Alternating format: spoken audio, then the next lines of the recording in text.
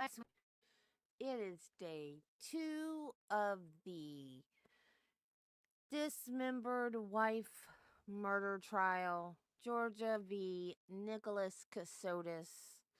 They are still at lunch. Court will resume around 1:30. Court TV did not even say at 1:30. They said around 1:30. They are not back yet. Judy said, "Welcome back. Please take a moment to send good vibes to those at Fort Stewart. What happened? I missed it. I don't know what happened at Fort Stewart. Can someone fill me in? Because I was at the Magic Kingdom with my friend Theme Park Giant. Y'all go check out his site, his YouTube channel. His name is Thad. He is from Ohio, but he moved down here 3 years ago to be a theme park streamer. He does all of the Florida theme parks, Epic Universe, Universal, Walt Disney World. Oh, where is Fort Stewart? That sounds military. Please tell me it's not a school.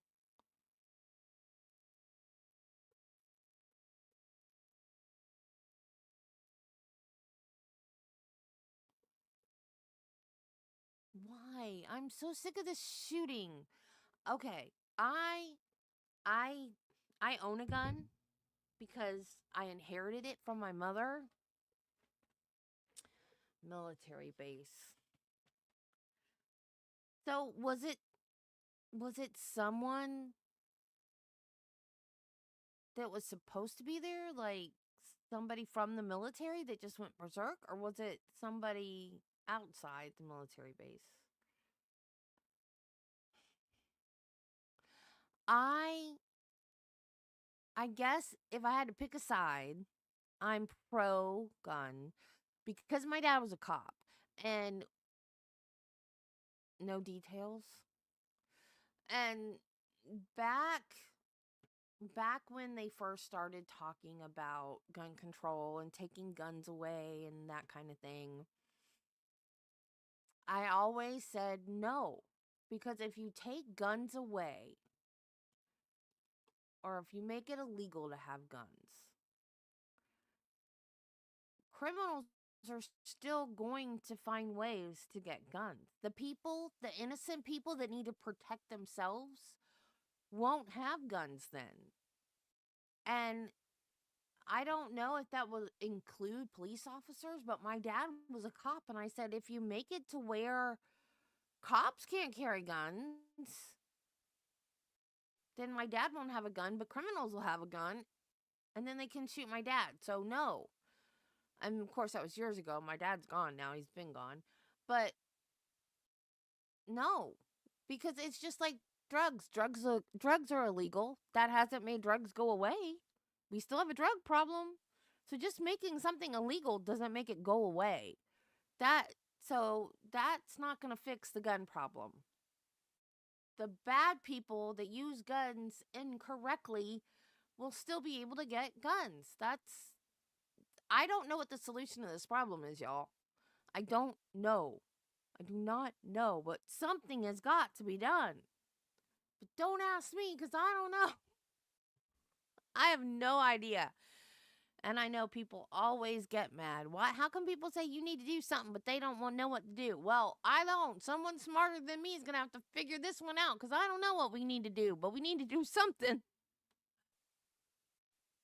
Well, I think that's a good call. I think that's a very good call.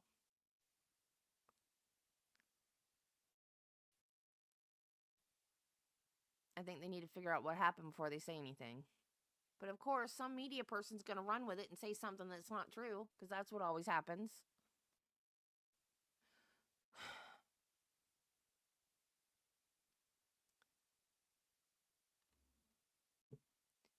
I don't know.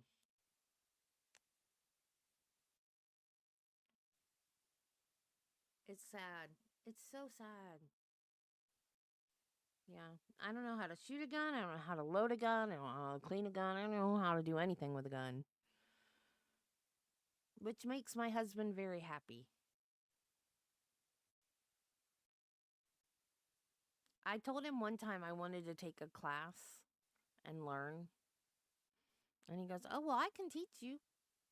I said, "Okay, teach me." He still hasn't taught me. And every once in a while, when I get one of my moods, now I would never do it, y'all. Never, ever, ever, ever under any circumstances. But I do have bouts of depression. So it makes him feel better knowing that I don't know how to work a gun. Although that is not something I would ever do. But he likes that I don't know how guns work.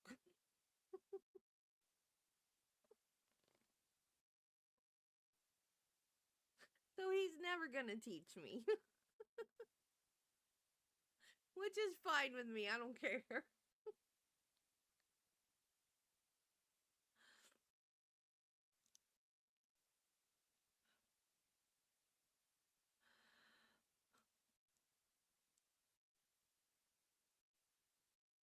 If anybody tries to break in my house, I'll just sick Belle on them.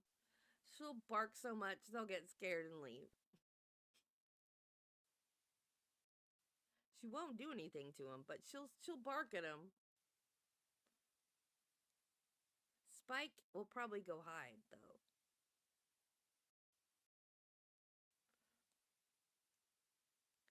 Shadow will definitely go hide.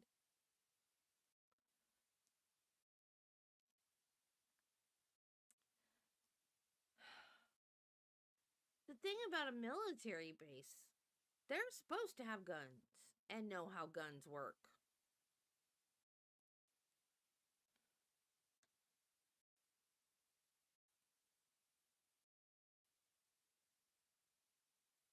Yeah. That is crazy. Don't they have to go through like a psych eval to get into the military? Because isn't that like they don't let them in if they don't pass their psych eval, right? So you would think they would have caught people blah, la, la, la, susceptible to doing something like this before they went into the service, right? That's kind of weird. I don't know. Look at the guy whose trial we're doing. He was in the service and he's apparently, allegedly,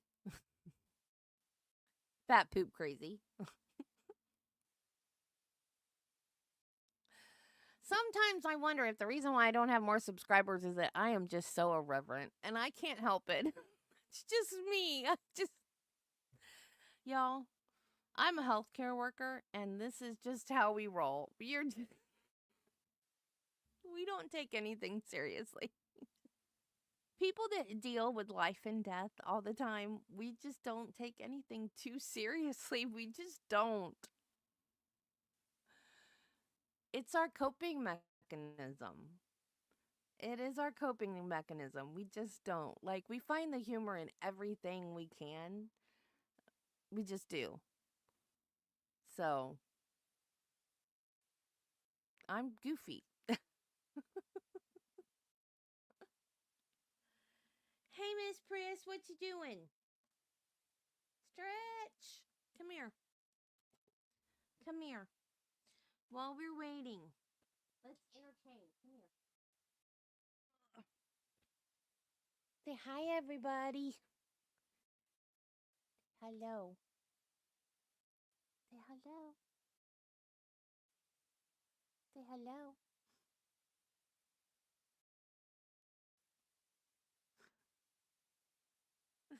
She looks really happy, doesn't she?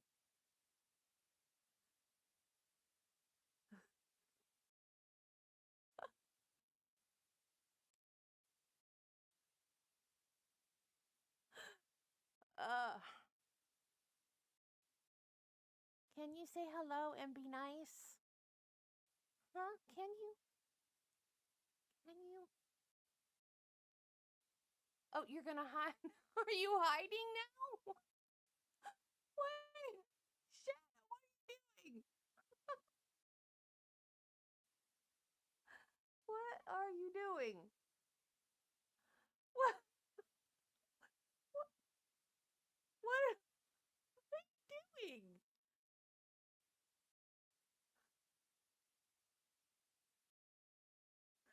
What is this? You've never done this before.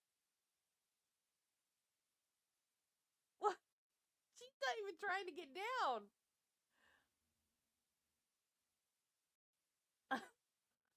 You're just gonna hide? They can still see you.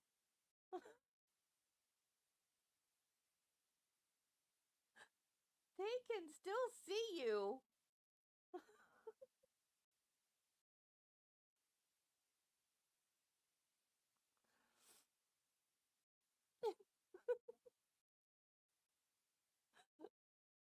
Are you just gonna stay right here in my arms? No. Okay. All right.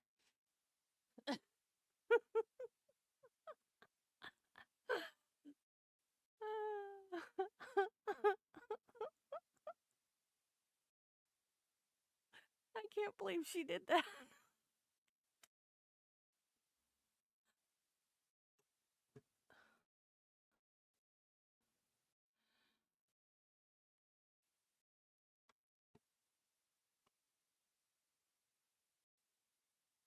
How long do they need for lunch?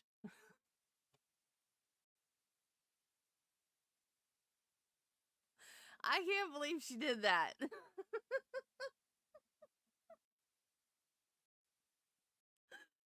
Oh, that was funny.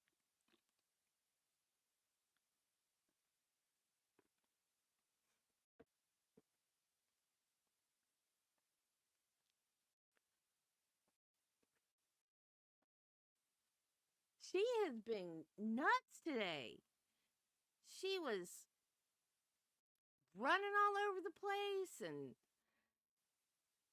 chasing the dogs and just going crazy. That's why I gave her that treat so early this morning. I thought she'd get her belly full and she'd settle down, which she did.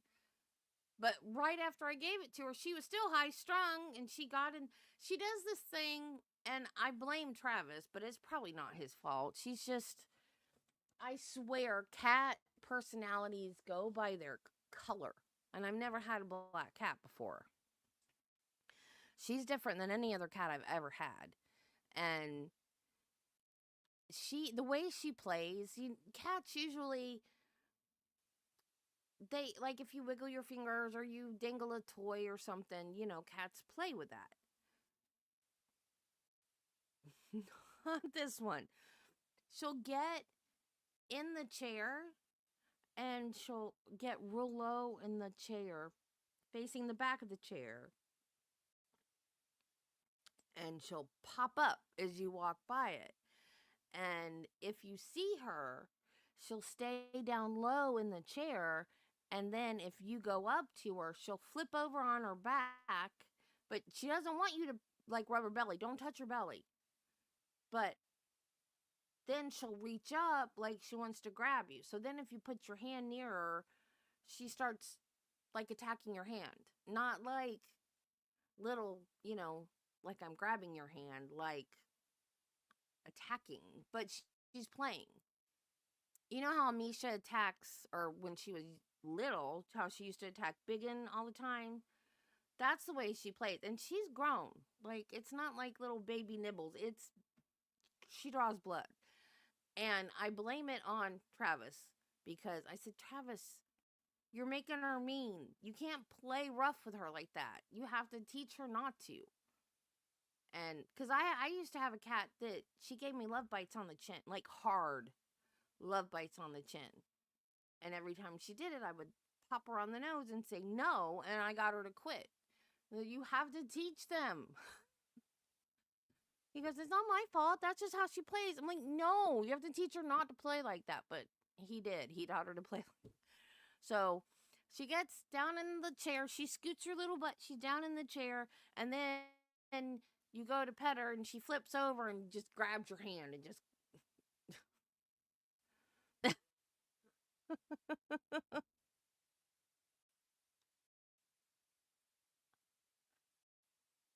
Well, if I get another Chihuahua, it will be hopefully if I get another one like the last one I had. But he was old when I got him. He was 10 when I got him. He was everywhere I was. He did not want to be anywhere but right by my side. So if I get another Chihuahua, he will be like right here. um, but I can't have any more animals until after Spike because Spike wants to be the only dog. He's always had other animals in the house. I don't know why he's so determined to be the only animal. He's mean. Oh my God. Never said that, and he understood everything I said. Every night, I don't know how long he's been doing this for. At least a couple weeks. When Belle gets in bed, he will growl at her. And then Travis smacks him on the head and he growls more. And then he'll smack him again and he'll growl more. Travis, quit hitting him. You're just making it worse. So, I mean, he doesn't hit him hard, but just like. So, last night, and Spike can't get on the bed by himself. Yeah, we have, but he doesn't think he can climb them, so we have to help him. Last night I said, do not growl at your sister. If you growl at your sister, you're going to go sleep in the dog bed and you're not going to sleep in the bed with us. I said, do you understand?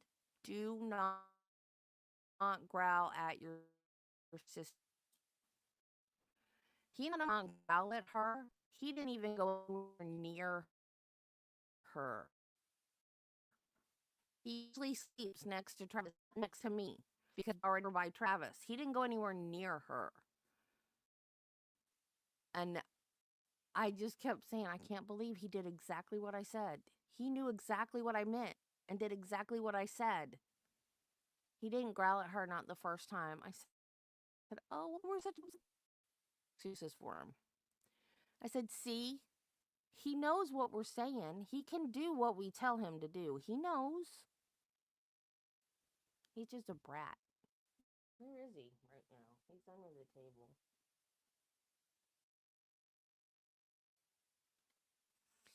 Belle's in bed. Bless wants me to go lay down with her so much during the day. She comes out here and just stares at me. I don't think I mean, yeah, she wants cookies, but I don't think it's all cookies. I think she wants me to. But she's gonna have to just deal. She's doing so much better, though. That antibiotic worked. Come on, what is going on?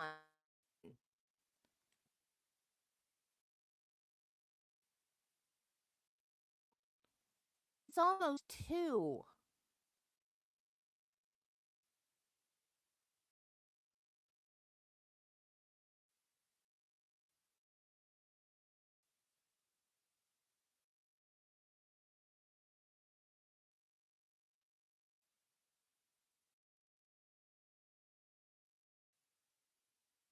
Everybody here. Here and waiting with me.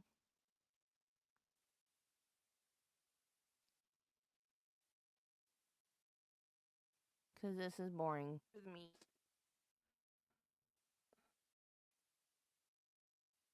So, I gotta do that whole head over again that I screwed up. Why am I frozen?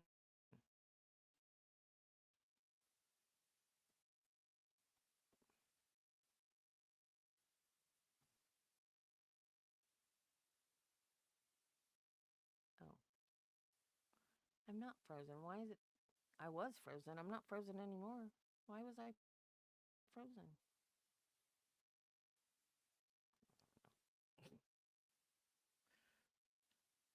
It is cold in this house. Probably a bazillion degrees outside, though.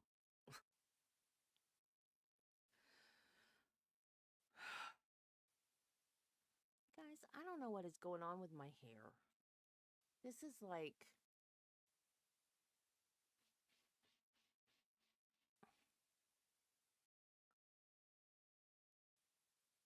my first sign of aging, I guess, is my hair's getting unhealthy.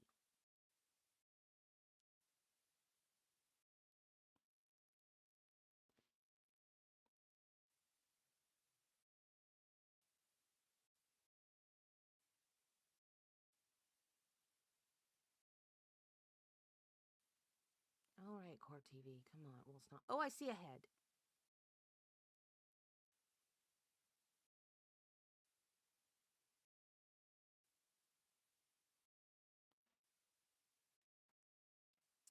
So, yeah, I did something stupid. I had his whole head done. I had all of his hair done. I was working on his ears. I did his nose. I didn't like his nose, and I went to take the nose out, and I accidentally cut into his head. So now I have to do all the head and all the hair all over again. Bad move, Deb. Bad move. But it's not like it's not something I've done before. So.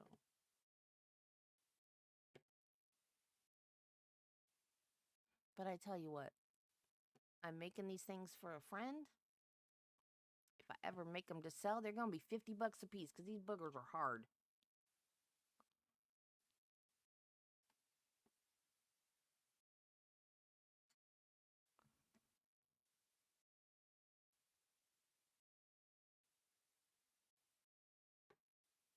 Oh, and the little pauses in the sound that was driving me crazy, that is, according to Court TV, that's just the audio. So I guess it's the audio from the court, because even Court TV can't do anything about it. What in the heck is going on? Okay. Because Ada K, I don't know if y'all know Ada K. She's a streamer too. She's streaming the trial, and she's deaf. She became deaf as an adult, and she has hearing aids in, so she couldn't tell if it was on her end or Court TV's end. So she actually went in the Court TV's chat and asked them about it, which I didn't even think to do. I just assumed it was on my end. But she went in and asked them, and they were like, oh no, it's the audio. So I was like, oh, cool. Why didn't I think to do that? So it's not me.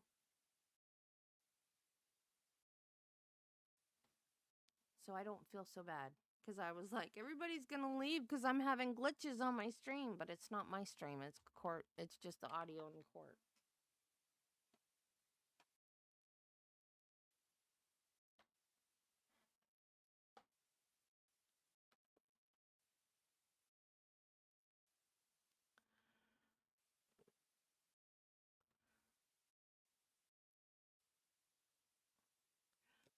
I thought, no, you guys know I have chemo brain, so I might have misheard. But I thought that I heard the defense say we were going to hear from the ex-wife. Did I hear that, or did I imagine it? Anybody remember?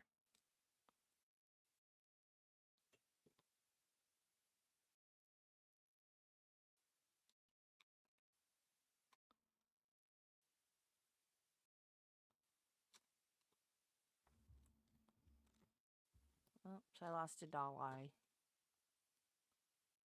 He did say that? Okay. I thought I heard that.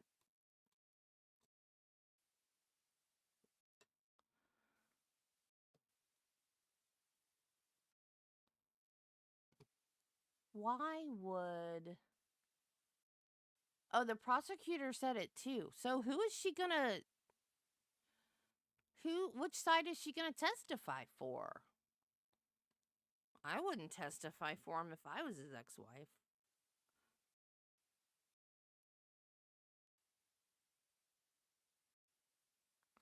Well, I don't know. Some exes stay friends. I always thought that was weird. Well, back before I got married, well, I still think it's weird. I was going to say, back before I got married, I had a friend that was still friends with her ex husband, and I just didn't get that. I was like, how do you stay friends with somebody that you divorced? Like, don't you hate that person? Isn't that the reason for the divorce?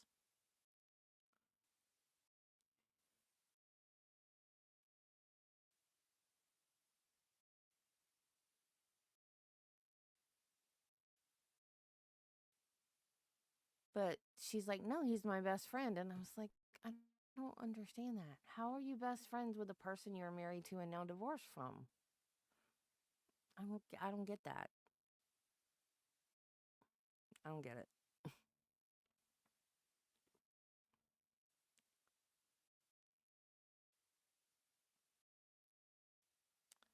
Oh, like just a fact witness, not a character witness.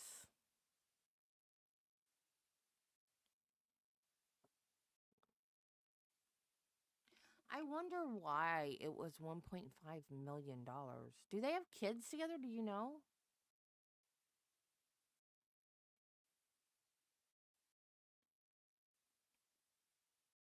I wonder if that's like a 50. I don't know how divorces work in the service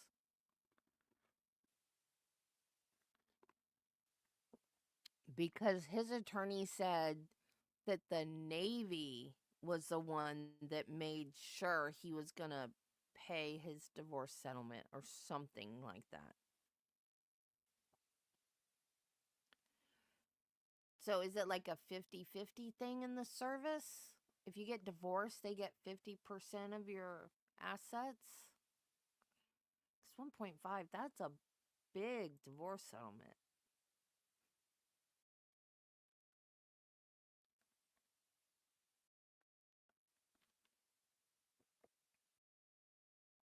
Is he worth $3 million?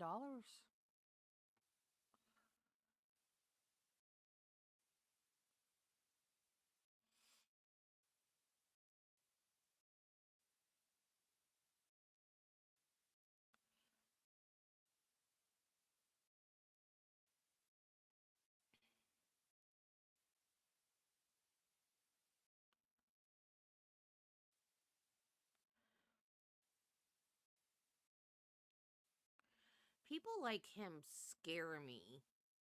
I mean, I don't have to worry about it now because I got Travis and that's forever. But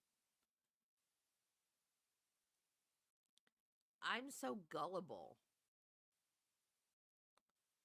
You know, like Donald said earlier, there had to be red flags, but he convinced her they were endangered.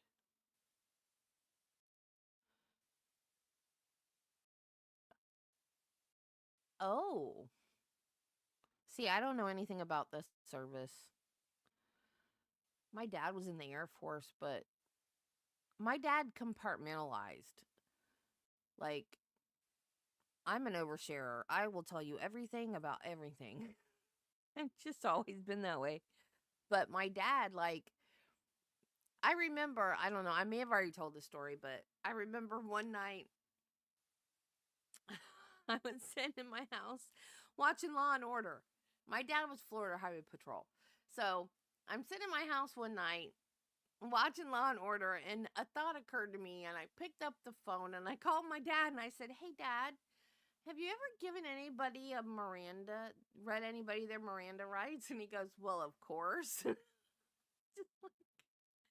Because I thought all my dad did was write speeding tickets. I honestly, until I started watching court cases and body cam footage and that kind of stuff, I never knew what my dad did. I literally thought he just drove around and gave people speeding tickets all the time. I had no idea. And now my dad's gone and I watch these things and I watch the sob sit stuff and I watch the drunks and the like my dad would get up from the dinner table, like when he worked evening shift, he'd come home for dinner and he'd get up from the dinner table and he'd go, "I gotta go catch me a drunk." And I had no idea what that meant. I didn't know he was like arguing with these drunk people on the side of the road, trying to get them to walk a line and all that stuff. I had no idea. And the conversations I want to have with my dad. Like last night, Travis and I were eating dinner. We were watching Biggin, and this one guy was stopped and wanted a supervisor, and I was like, my dad, he failed his sergeant's exam twice on purpose because he didn't want to be a sergeant. And I'm like, now I understand why. He didn't want to deal with people like this guy wanting a sergeant all the time, wanting a supervisor all the time. And then finally he passed it, and he became a sergeant. And then when he retired, they get like an honorary upgrade. So he became a lieutenant when he retired. I remember one time I called the station and asked for Corporal Facin, and they were like, "Honey, you just demoted your daddy." I'm sorry, I forgot he's a sergeant now. And I talked to Sergeant Facin. But yeah, I had no idea what he did for a living. I just thought he drove around doing speeding tickets all the time. But yeah, I didn't even know what a soft sit was back then. I would give anything to just sit down with my dad and have a conversation about his job right now. Or the service, because, like, he was in the Air Force. I don't know anything. All I know is that his job, he worked at the movie theater on base. He worked in the projector room at the movie theater on base. That's all I know about his service, because it was peacetime, so he wasn't in any wars or anything.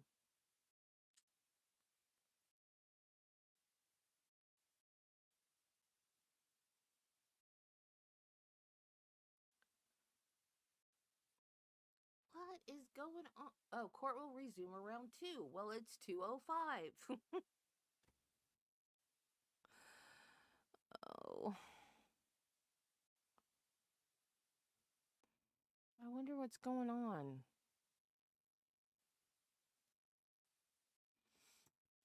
Oh, it's probably a witness problem. Probably some witness that didn't get there on time. Or a tech problem. They should develop some type of a job that is like law tech, law IT. I don't know what you would call it.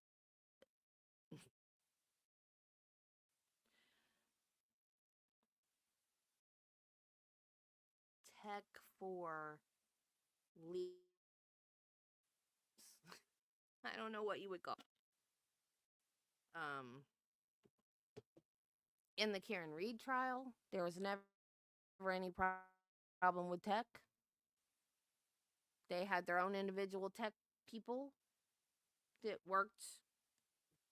Same with the Phil Spector case. They had their tech people that worked, and they said, "Can you put such and such up?" And it went up.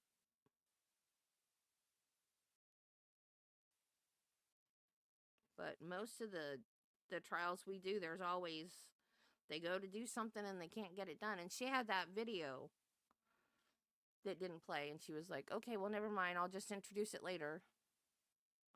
Tech illegal.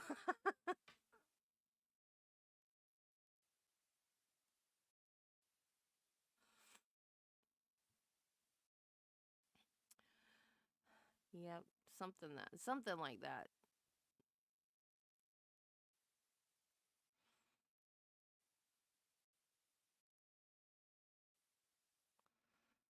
I mean, EDB talked about it. What trial was that? It might have been during. I think it was during Depp v. Heard, because they did really well with their tech stuff too. And she said that that would be like a really valid uh thing to have. I think she said, though, if you're going into law, to make sure that you're good with tech.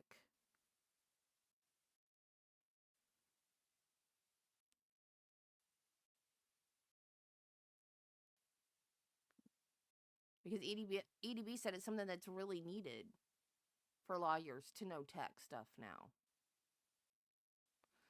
Yeah, and like with the Shanna Gardner, remember we were watching the Shanna Gardner hearings about Discovery, and they were having trouble getting Discovery to the defense because of the I forgot what it's called, the website that the cops use now to share information with each other and with the prosecutor, and the defense can't get access to it. So they were trying to get it off of that website onto some type of digital format for the defense. And we were like, hard copies, people. Hard copies. Why is that so hard? And they couldn't figure out how to get it to the defense. So they couldn't get their Discovery. It was ridiculous. Just print it out. I mean, tech is great when it works. But when it doesn't work, fall back on the original. It's not like it's never been done any other way before. It's not new. Just fall back on the original.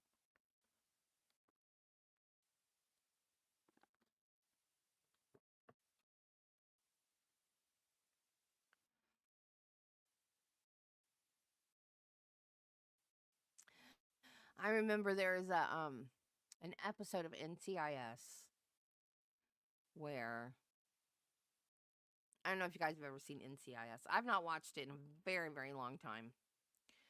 But the medical examiner was an old guy. His name was Ducky. And one time somebody was complaining that their BlackBerry, this is how long ago it's been since I watched it. Their BlackBerry was dead. And so one guy said, "Oh, just use Ducky's." And he's looking all over his desk for a BlackBerry. And he goes, "Where is it? I don't see it." And he said, "A pen and paper. A pen and paper is Ducky's BlackBerry." Because Ducky was an older guy and he didn't use a BlackBerry. He used a pen and paper. Yeah, if your battery dies, just use a pen and paper.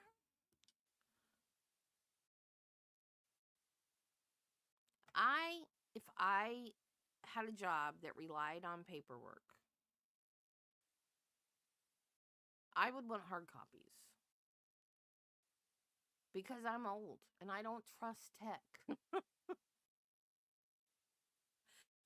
When I was a nurse,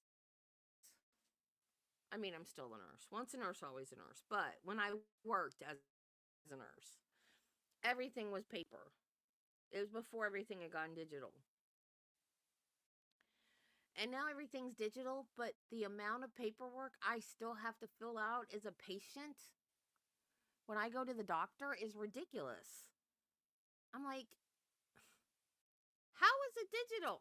Why do I have to fill out 50 sheets of paper asking the same questions that all y'all have in the computer about me because I'm here all the time? I don't get it. I'm here all the time. We have 2 main hospitals in Gainesville. 2. If I've had a surgery, it's at one of the 2 hospitals. They both have all my medical records, all my medications, every surgery I've ever had. Yet, every time I go back, I have to write them all down again. Why?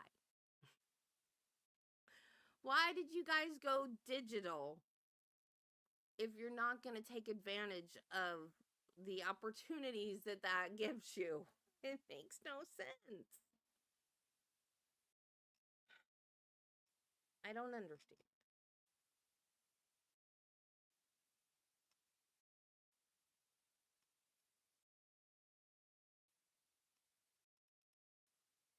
Are we having another part of the trial today or what, people?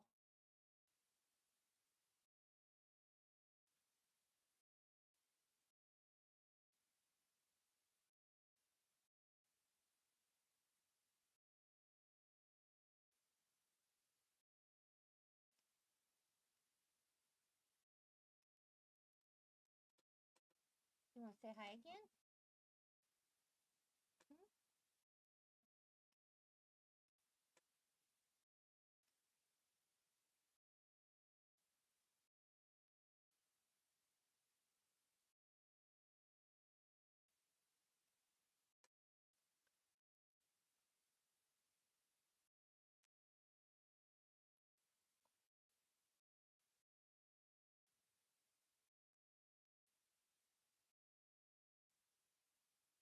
this is nice and boring.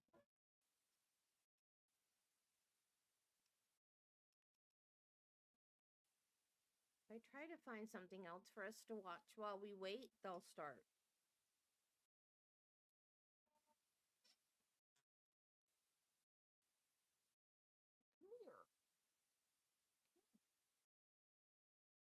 Come here. Come here. Come here. Come here. Come here. Come here. Come here. Come here. Shadow. She's ignoring me. In case you were wondering, she's ignoring me. Why do I sound like I have vocal fry right now? I don't talk that way.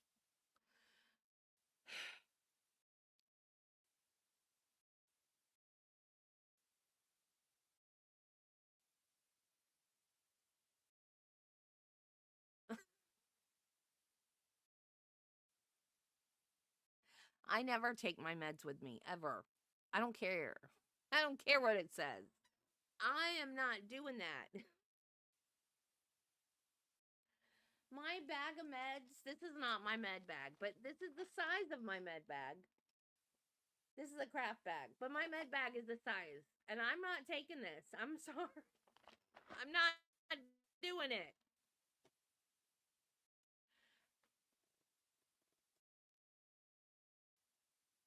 I have them written down in my phone. So I can just take out my phone and copy from my phone to the paper. And on a good day, I will have printed it out and taken it with me to just attach to the sheet. So I don't have to write them all again.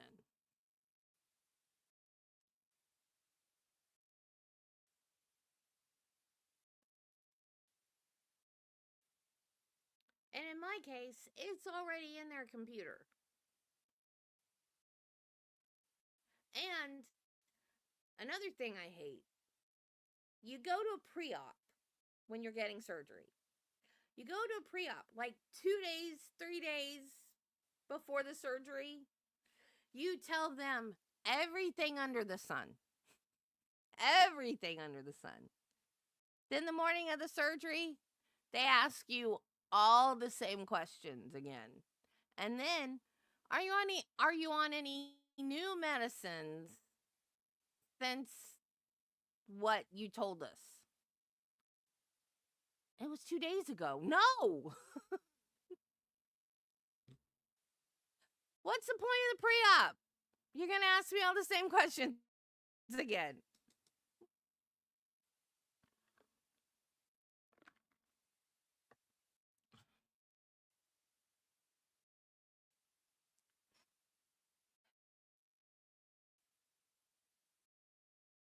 Well, everybody's bailing. I don't blame them. I'd bail too.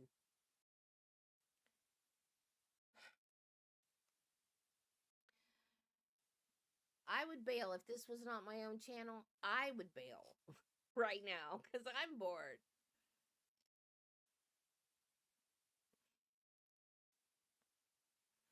Oh my goodness. No. No, no, no. That's no. That's unethical. That's unethical. Absolutely not.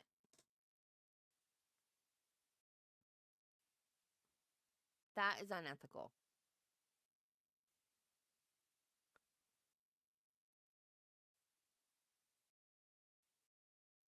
I'd be changing doctors. No way.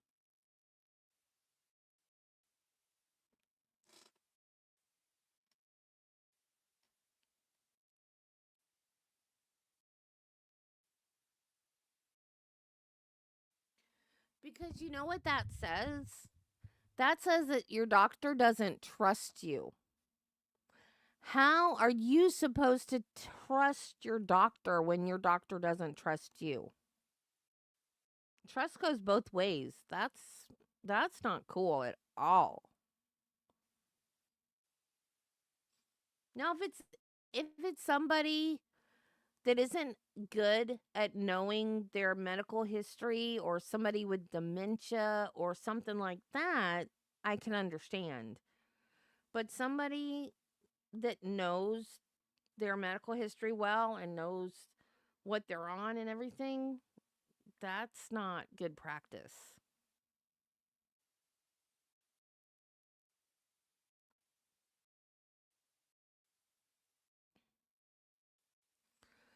What is taking so long?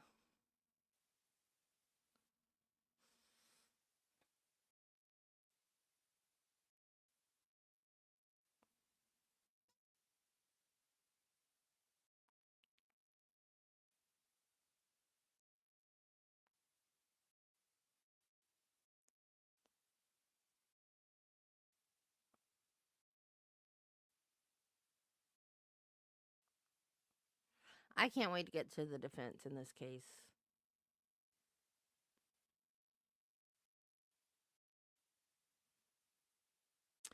Oh, yeah.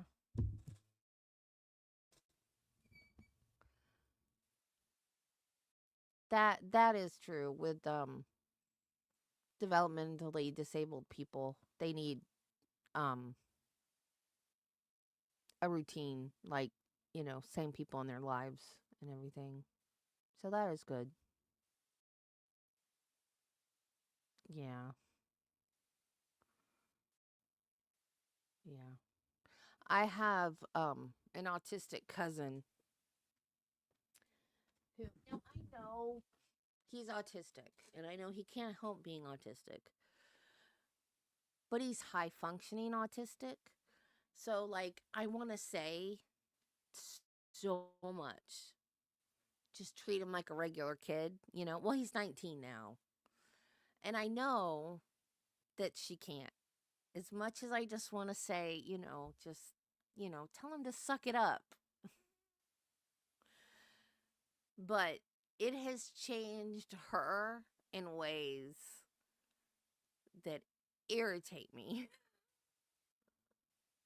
I know that sounds awful, but um she has to plan every teeny tiny little everything. And you know, I'm ADHD, so squirrel, you know?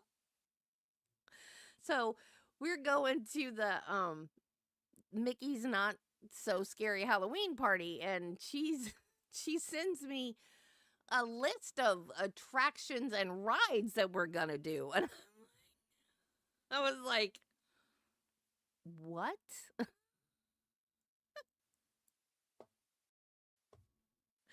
I said, okay, I want to do all of that too, but you know what I'm going to do if something catches my eye that is spontaneous? I'm just going to go do it, right? And she goes, yeah, I know. Okay, as long as you know. I mean, I know they have to have routine. I know that. Like, I'm a nurse. We learned that in school. I know that. But oh, I didn't even think about that.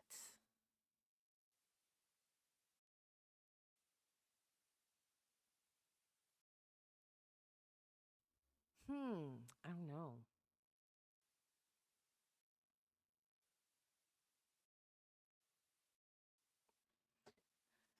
But when Disney has events like that, yeah, you can plan because they have like their shows are at certain times, their parades are at certain times. Like they have times for the special things in the events.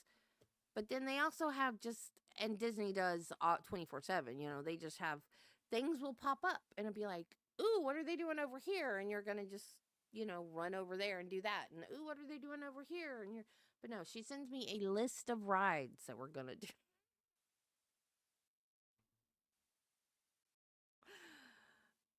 Oh, man.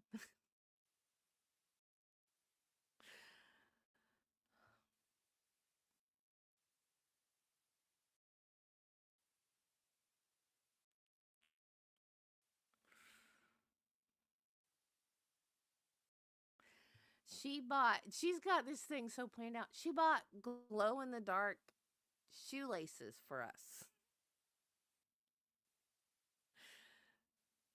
She's so excited. I'm excited too.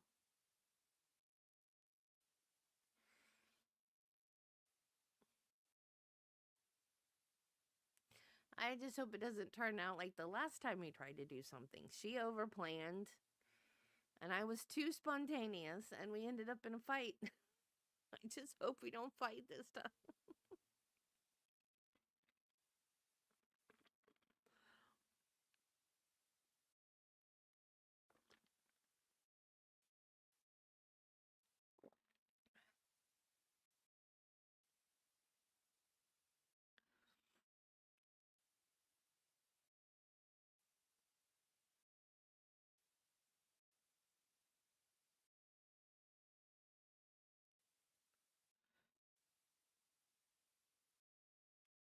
I don't know why this would affect the courthouse if the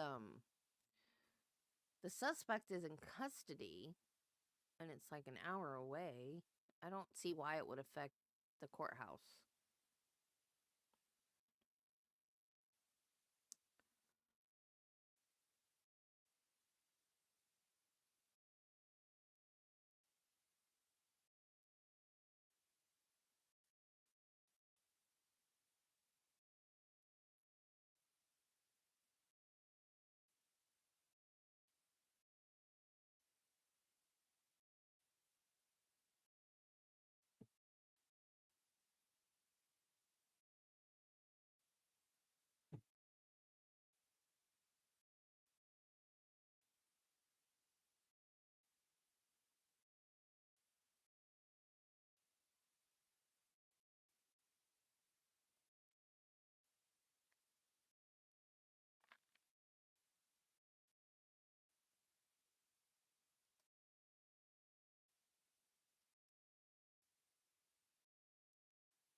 The only holdup I can think of is that a witness that was supposed to be there isn't there. I can't think of any other holdup.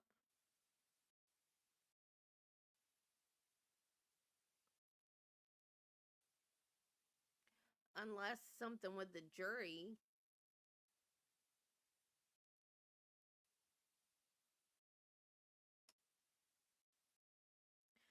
All I know is I'm bored.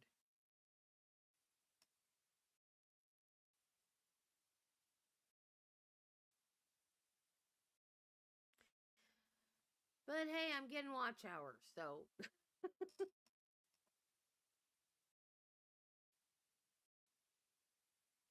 From 3 whole people.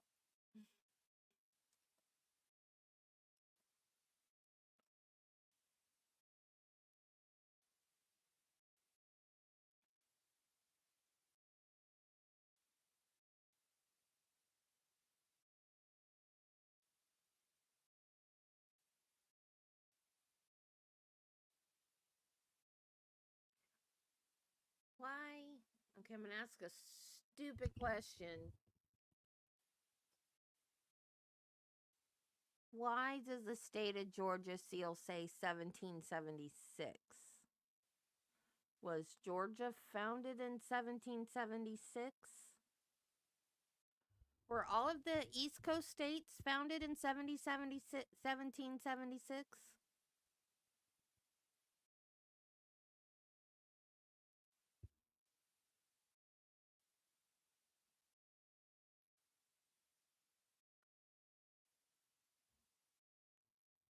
I thought it was just like New England and up in the northern eastern states.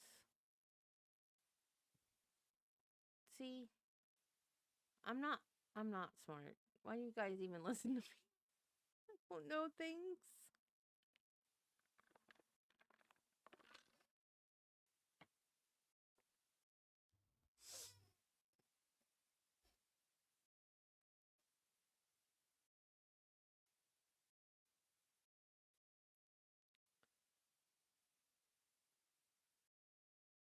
Well, then why does their seal say 1776? Okay, good. I'm not stupid. I didn't think that sounded right.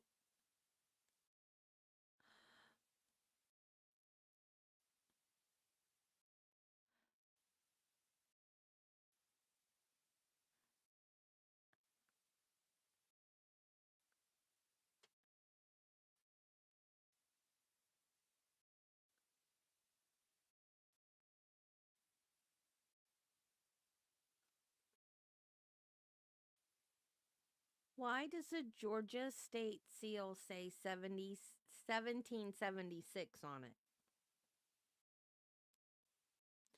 Why does the Georgia state seal say 1776 on it? The Georgia State Seal features the date 1776 because that's the year the Declaration of Independence was signed, which is a significant event in American history. However, Georgia's own state history predates this, as it was one of the original 13 colonies. The seal's design incorporates various symbols representing the state's history and values. The date serves as a reminder of Georgia's role in the nation's founding and its commitment to the principles of freedom and democracy. Well, there you have it.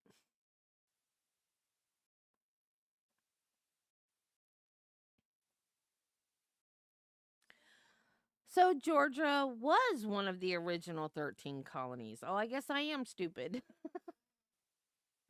I didn't think it was one of the original 13 colonies. Because it's so far south, you know? I thought it was all up northern.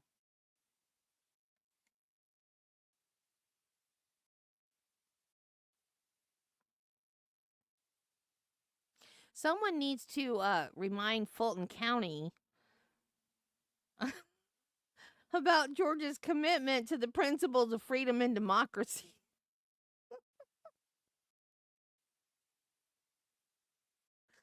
Because they stay in jail an awful long time before they ever see a judge in Fulton County.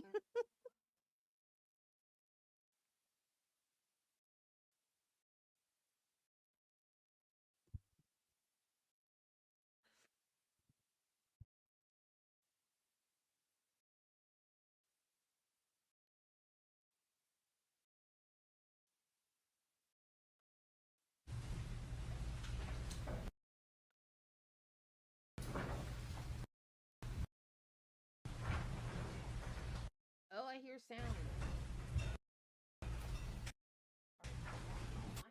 Call the next witness. Your Honor, at this time, the state calls Dr. Keith Lehman.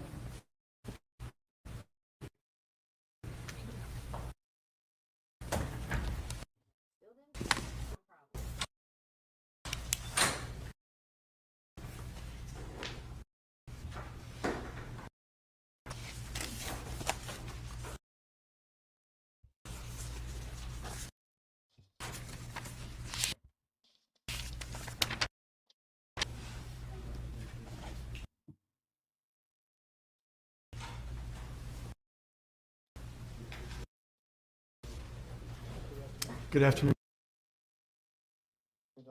Doctor. Good afternoon. Please raise your right hand.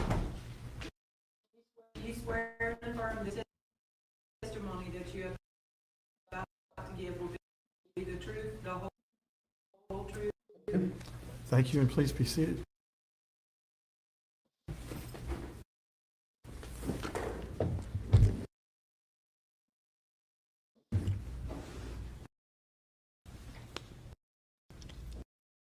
May I inquire? Yes. Good afternoon, Doctor. Full name for the court. Keith Lamar Lehman, Keith Lan, medical examiner's office here in Georgia. It's part of the Georgia Bureau of Investigation. Most of the time I work out of the headquarters office, which is in the Atlanta area. Okay. Do you occasionally have to travel for that position? Yes. Did you ever have to travel to the laboratory or the state crime lab? Yeah. Well, my duties are mostly center around the performance of autopsies. Autopsy is basically, I perform autopsies and then do other activities related to that, such as testifying in court. We talk to basically teaching them how perform autopsies and do the same kind of stuff that I do. How long have you been doing this? For 26 years. Has it always been in that role? Or are you? I'm a forensic pathologist. Okay. And does that mean basically the job description you just gave us? Yes. I'm licensed to practice medicine here in Georgia. How long have you been practicing?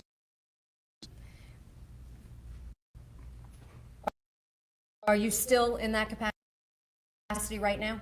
Yes. Where did you receive your training in pathology? And during my 5 years doing studies there, I did a special year study called a fellowship in the field of forensic pathology. Training in North Carolina, I did time at the Fulton County Medical Examiner's Office in Atlanta, which was another year. Difference between a forensic pathologist and a coroner?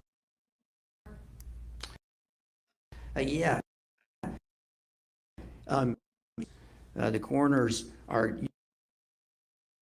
usually not physicians' coroner's office, so they're like the first line of investigation agency. So the coroner is involved in like an autopsy may be warranted, a forensic autopsy may talk to us. We'll have them send the body to us, and then we'll perform an autopsy. One of the medical examiners in our office, one of the forensic pathologists, will perform an autopsy death, and then we'll let the coroner's office who fills out the death certificate. So you don't personally prepare the death certificate? Coroner, is that what you said? Yes. And is that always the procedure? Yeah,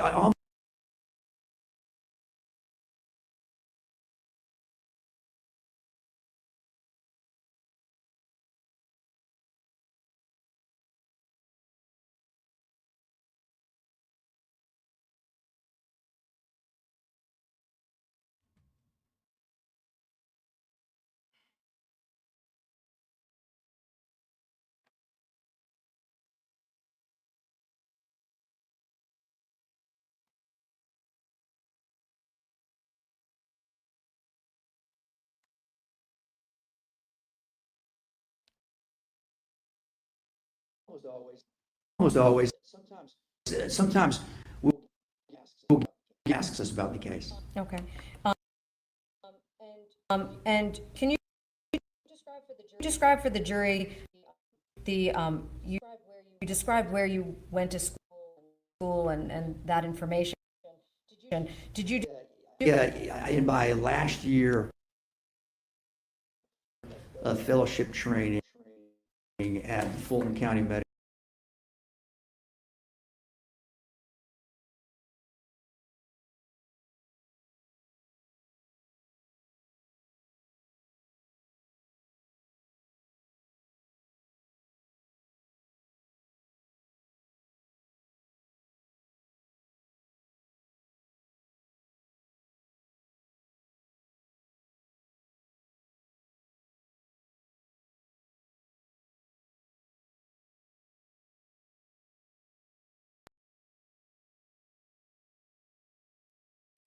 Sorry guys, I'm trying to get a better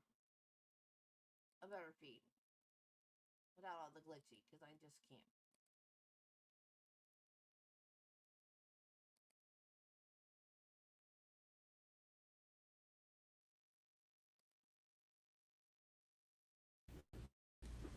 take a look at that, please, doctor.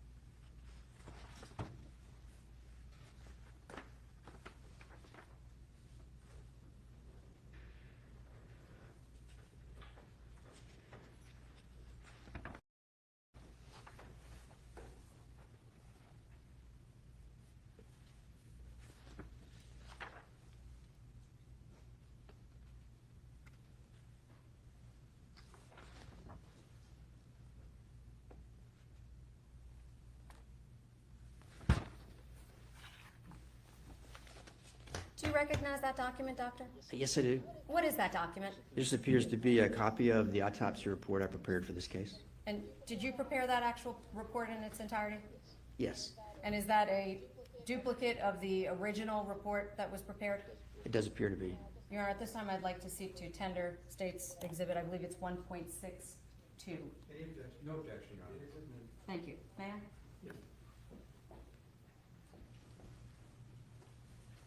Doctor, if at any time you need to review your report, can you just please let us know and I'll be happy to provide that to you, okay? Now, you indicated that you performed an autopsy on December 6th of 2022, is that right? Yes. Do you recall, if you recall, who was with you at that time? I don't specifically recall. It would have, certainly would have had some of, there was GBI crime scene specialist Brett Dickerson and Liberty County Sheriff's Office Detective Jack Frost did attend the autopsy. Would you have documented that in your report? Yes. And why do you document items in a report? Well, so when I get asked about it later, I can answer the question. Be fair to say with 400 autopsies a year approximately, you don't necessarily remember every single detail of each autopsy that you perform? Yeah, that's absolutely correct. And do you document things as you're doing them during the course of an autopsy? Yes. Do you create medical notes? Yes. And are those preserved? The notes are, some of the notes are preserved, yes, into the file. Okay. Some of them aren't. Okay. And would those be done for the same reasons to assist you in reviewing your materials if you needed to? Yes. Okay. And with respect to that autopsy, can you tell the members of the jury what you do when you first receive a body at the medical examiner's office for an autopsy? Yeah, so the initial step is we photograph, we take initial photographs of the body. We'll photograph the body bag tag that comes in. The body bags will be sealed, and before we open the body bag, we'll photograph the body bag tag to show how the bag was labeled.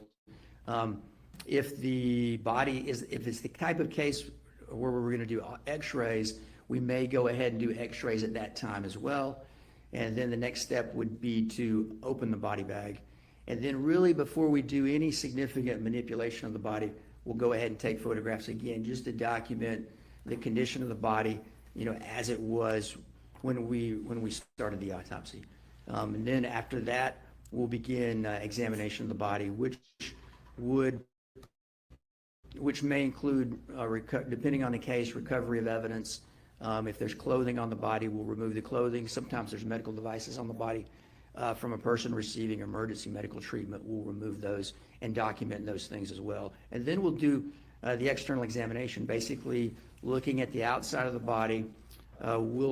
We're looking for any evidence of natural disease or trauma or any other findings that might help us understand what happened to the person. And if we find potentially important things during our examination, we'll stop and take photographs of those.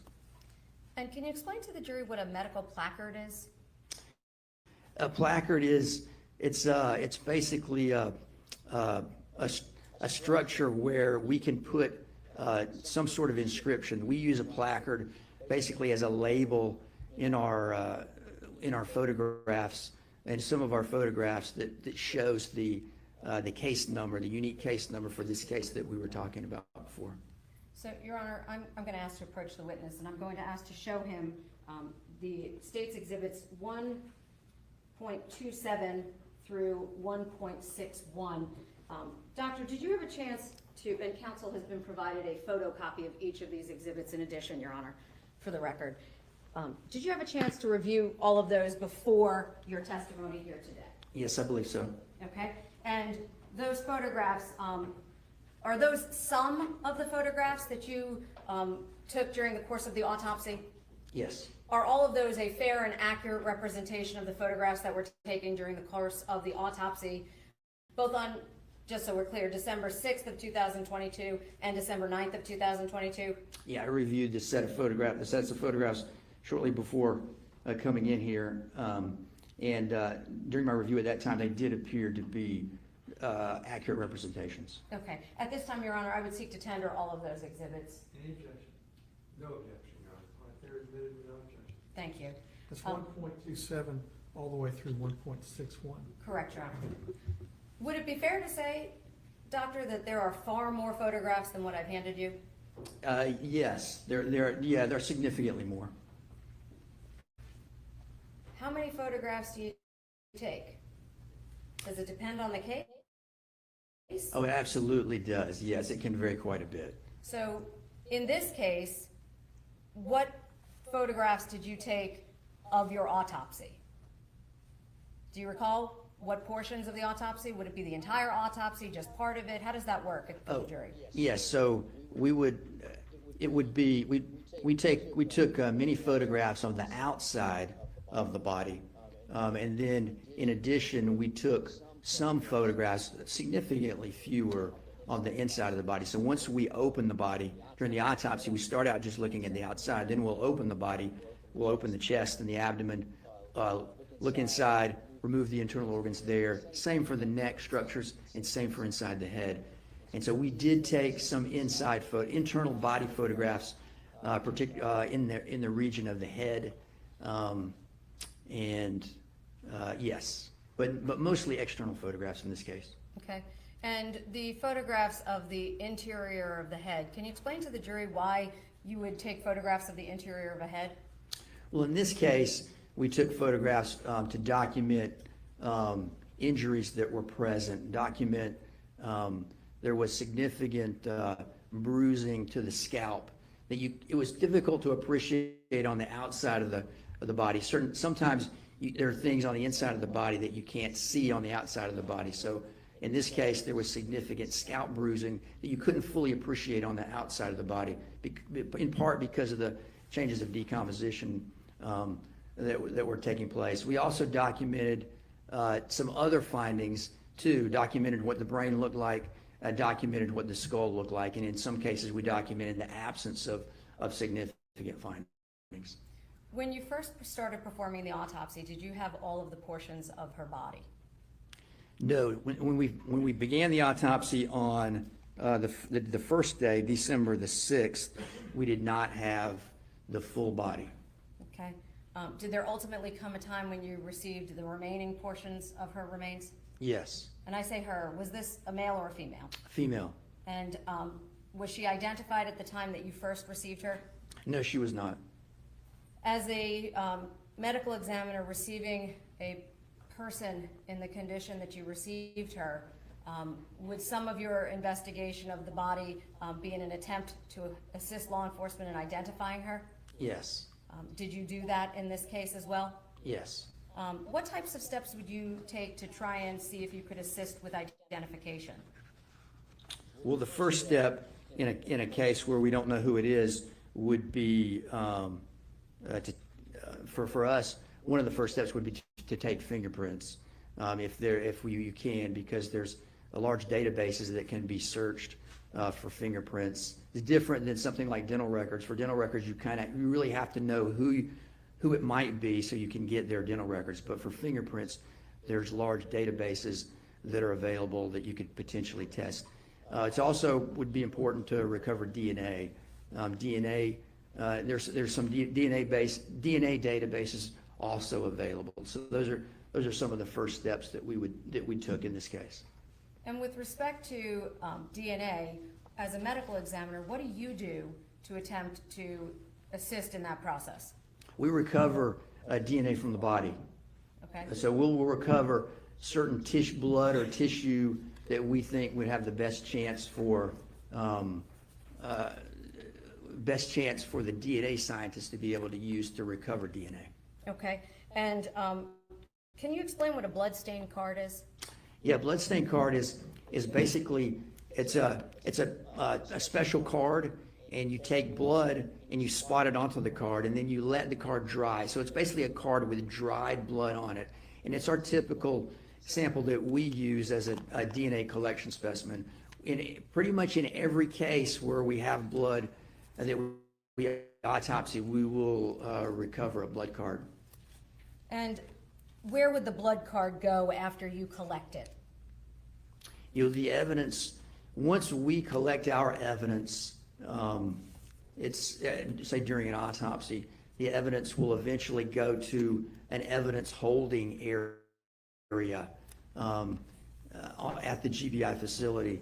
And then from there, the evidence will be distributed to whatever branch of the crime lab would do the testing. So if it's a bullet, it will go to the firearms lab. If it's blood for DNA testing, it will go to the DNA or the forensic biology lab.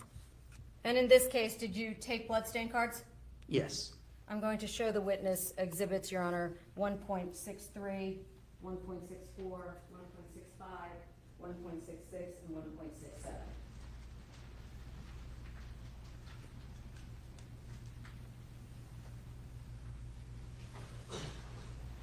May I approach the witness? Yes, ma'am.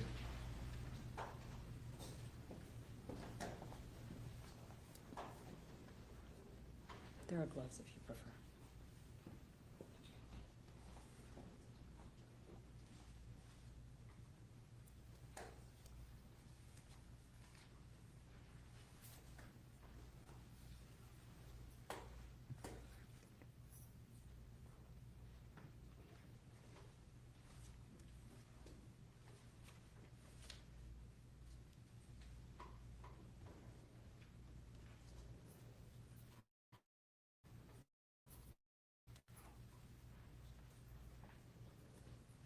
Do you recognize the labels that are affixed to each of those exhibits? Yes, I do.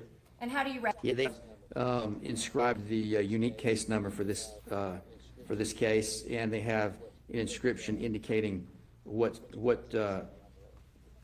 present inside the envelope. Okay. And are those, in fact, the actual bloodstain cards that you prepared and submitted to the crime laboratory for analysis? Yes, they do appear to be. Your Honor, at this time, I'd seek to tender State's Exhibits 1, 6, 3, 4, 5, 6, and 7. No objection, Your Honor. They are admitted. Thank you. Why are there 5 cards? There are 5 cards because the body was received in 5 pieces. We received a right leg, we received a left leg, we received a head with a portion of the neck, the upper portion of the neck attached, and we received the torso with the lower portion of the neck and the arms attached. So we received the body in 5 pieces. The body had been dismembered. And so we collected a DNA sample from each one of those pieces, in part initially to ensure that they all went with the same person. The DNA from all 5 matched. And then hopefully at some point we'd be able to identify who that person was. Well, and just for clarification, you've said 5, Doctor. Did you also take a sample from the spleen, or rather the liver inside of the body? Yes. It is leading,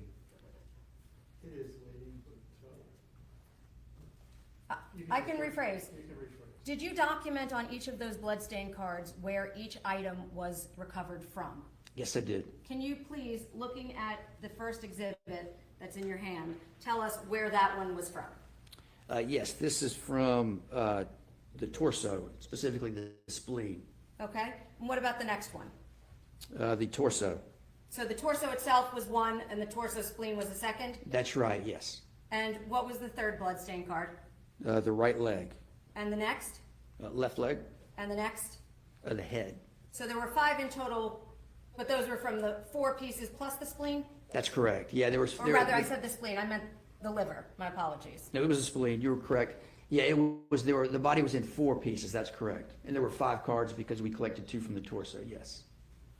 Did you also at some point collect from the liver? And if you need something to refresh your recollection, please just let us know, doctor. Yes.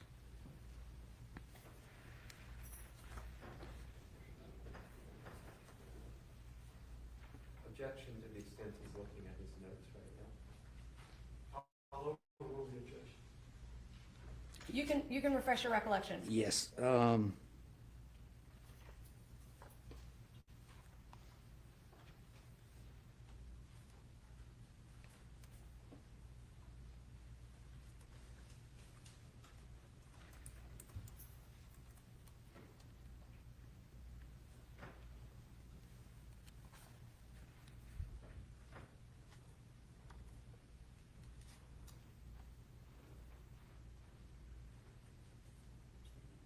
Yes, we did collect liver, along with other substances that we would potentially use for toxicology testing, yes. Okay, and all of them would have been prepared in the same fashion?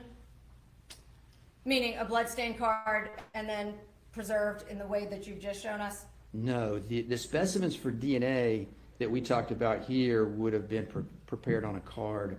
The liver, we would have actually saved a relatively small portion of liver, the actual tissue, and saved it and kept it refrigerated for toxicology testing, a different kind of testing than DNA testing. So, without being graphic, doctor, does that mean you literally cut a piece of the liver off and preserved it so it could be transported to another section of the laboratory for analysis? Yes. That's clearly not in this courtroom today, correct? As far as you know? As far as I know, yes. Okay. But that is something that you did in this case? Yes. Now, when you first testified, you talked about a placard. Your Honor, these are now in evidence and I'd like to publish. That's off, correct? Can you please turn that on now?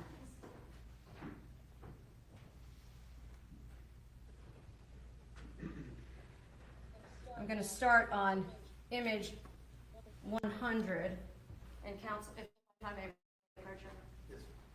I'm going to start on December 6th with the first image in front of you. Just for the record, so I'm clear, Your Honor, I'm referring to slide 100.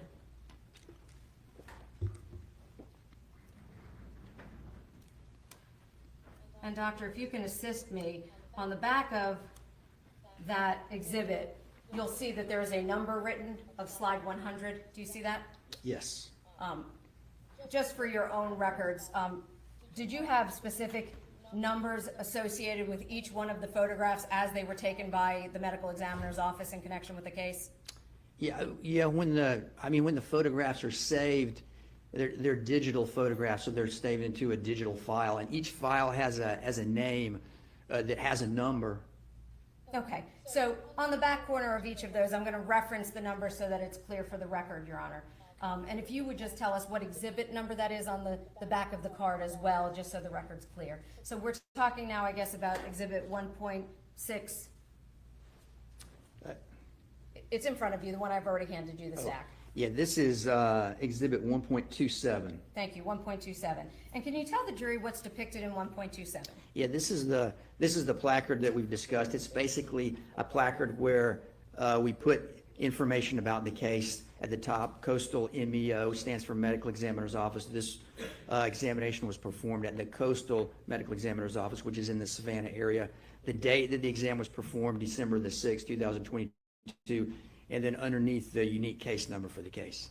And that is all done in an effort to preserve the information, is that correct? Yes. Now, if I turn to the next slide, that being 101, that would be 128, is that correct? 1.31 Oh, states. my apologies, 1.31. And can you tell us what's depicted there? Yeah, this is the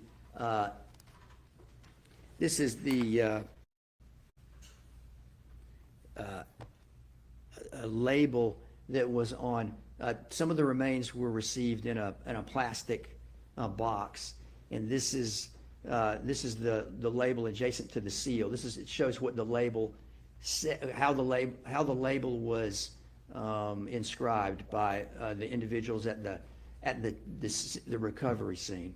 So that's not your writing, that's the condition it was received in? Yes. Okay. And you testified earlier that these items come in sealed, is that correct? Yes. Does that display the seal that you were referring to? Yes. Okay. And with respect to this, you indicated there were 4 portions of the physical body. Would this have been one portion? Yes. I'm now going to slide 103. That is State's Exhibit. 1.28. And what is depicted there? This is the photograph of basically the seal and the label put on the body bag, the closed body bag. It's when a body bag has 2 zippers, and when you open the body bag, you spread the zippers out, and when you close it, you bring the zippers together. So the zippers are together here, and the seal and the label are through those 2 zippers, and it shows how the label was. The handwritten label there was labeled by the individuals at the body recovery scene. Okay. And I'm now turning your attention to slide number 106. And what exhibit number is that for you? This is 1.29. And what is depicted there? This is the torso of the decedent. It has the chest and abdomen, the very upper portions of the thighs, and it's got the arms. And it's discolored because it's covered in mud. And then the handbags have been placed around the hands, which is a routine procedure done in potential foul play cases to preserve evidence that might be present there. Okay. And what kind of bags did you say those were? Those are brown paper bags, but we call them evidence bags. Is there a reason that they're Plastic. If you have plastic bags, can result in degrading of some of the underlying evidence. So paper is used. Okay. And this body does not appear to have clothing, is that correct? That's correct. Is that the condition it was received in? Yes. So it was fully naked? Yes. Okay. From looking at this photograph, were you at least able to tell the gender of the individual that was recovered? Yes. And that's why you indicated female? Yes. I'm now turning to slide 107, which on your exhibit would be what number? This is 1.30. Okay. And what does this demonstrate? This is the other leg, basically the bag that the other leg was received in, and it's similarly labeled. You can see the handwritten label there was prepared by the individuals, the investigators at the body recovery scene. And if a body comes into the medical examiner's office as an entire person, how many body bags would that come in? 1. And would there be just one seal? Yes. So when there's more than one piece and more than one bag, do you document each of the individual seals? Yes. Why do you do that? Because each piece came in separately, so we will document each piece of evidence, each evidence that we received, just to show how it was received for each part. I'm now turning your attention to slide 109. Can you tell us what exhibit number that is? Yeah, this is 1.31. And what is depicted here? This is the left leg of the decedent. And was there anything of note when you received the left leg? Yes. Yeah, there are numerous fly larvae known as maggots on the leg and around in the body bag with the leg. There's discoloration, largely related to likely fly larva activity.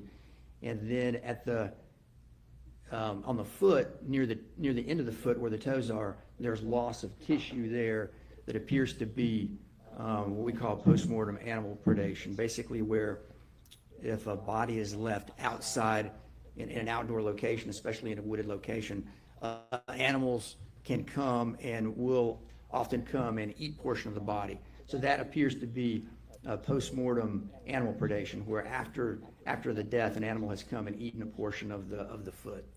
So as part of your investigation, is it your responsibility to determine what may have caused each of the individual deformities to the body? Yes. So even if they're not potentially criminal, you would still document that? We may, it depends on the case, but yes, we often do. Okay. And in this case, did you? Yes. Okay. So the top of the limb, can you tell the jury, was there anything of significance with respect to the top of the limb? Yes, at the top, the leg appears to have been, the leg has been cut from the body. There's areas where the skin surface, at the skin edge is smooth, consistent with having been cut with a sharp object. And then the bone, the thigh, a portion of the majority of the thigh bone is present in the leg, but the thigh bone, the femur, has been cut there. And so there's the cut end of the femur that's you can see in this photograph. And can you tell us, doctor, is there anything significant about the femur, specifically in terms of bones in the human body? What's distinctive about it? The femur, I guess what would be distinctive about it is the biggest bone, the longest bone. I mean, it keeps us upright, correct? Yes. And so would it be fair to say that somebody would not be able to obviously stand without their femur intact, correct? Yes. Okay. And in this case, you said the femur was cut through? Yes, it was. I'm now going to turn your attention to the next photograph. That would be 110. What exhibit number is that for you? This is 1.32. Thank you. And what is depicted here? This is a label, another label for a body bag. And the inscription indicates leg found in the woods of McIntosh County. Okay, so would this be the other leg in connection with this case? Yes. And does this also reflect the manner in which you documented? Yes.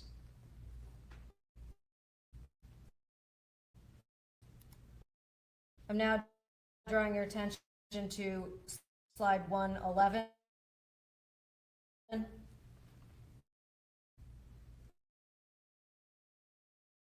Three. And is there, what is, Leg. was there anything that you were able to make as observations with respect to the portion at the top of the thigh? Similar to the previous leg. The majority of the femur, the thigh bone, is present, but the upper part of the thigh bone has been cut across. There's similar to the other leg, and similar to all the amputation margins, there's decomposition. There's more advanced decomposition right at the margin of where the amputation has occurred. So there's discoloration there that's a result of postmortem decomposition, and there's fly larvae on the body here on this leg as well. Can you explain to the jury how decomposition perhaps looks different at different portions of this leg, why that would be? Yeah, the decomposition is more advanced at the place where the amputation was. It may be that there's more. It's a more suitable environment for fly larvae to attack, and also it may be less resistant to the changes of decomposition in the skin. The skin may be a little bit more resistant than exposed other tissue. You can see there's discoloration on the other part of the leg, likely related to fly larval activity, but the exposed tissue is more affected. Your Honor, may we approach?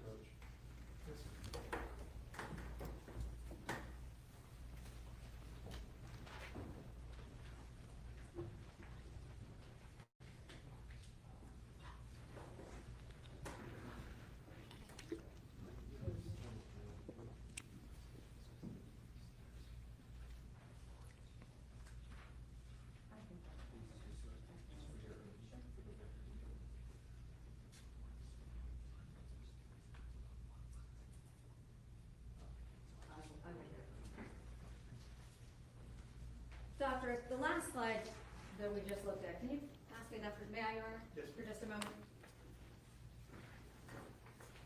Yes. And can you tell us what that exhibit number is? 1.33. And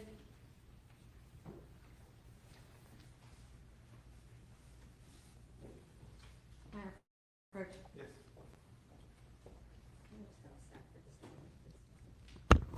You want to do it? You want to do it?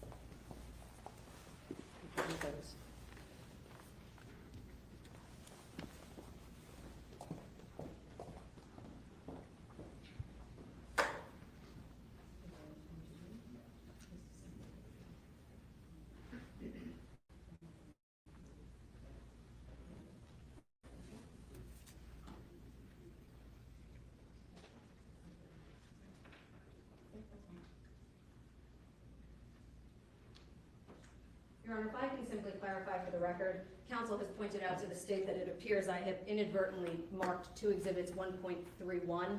So the first one will be exhibit 1.31A refers to slide 101, and 1.31B refers to slide 109. Thank you. Thank you, counsel. Very well.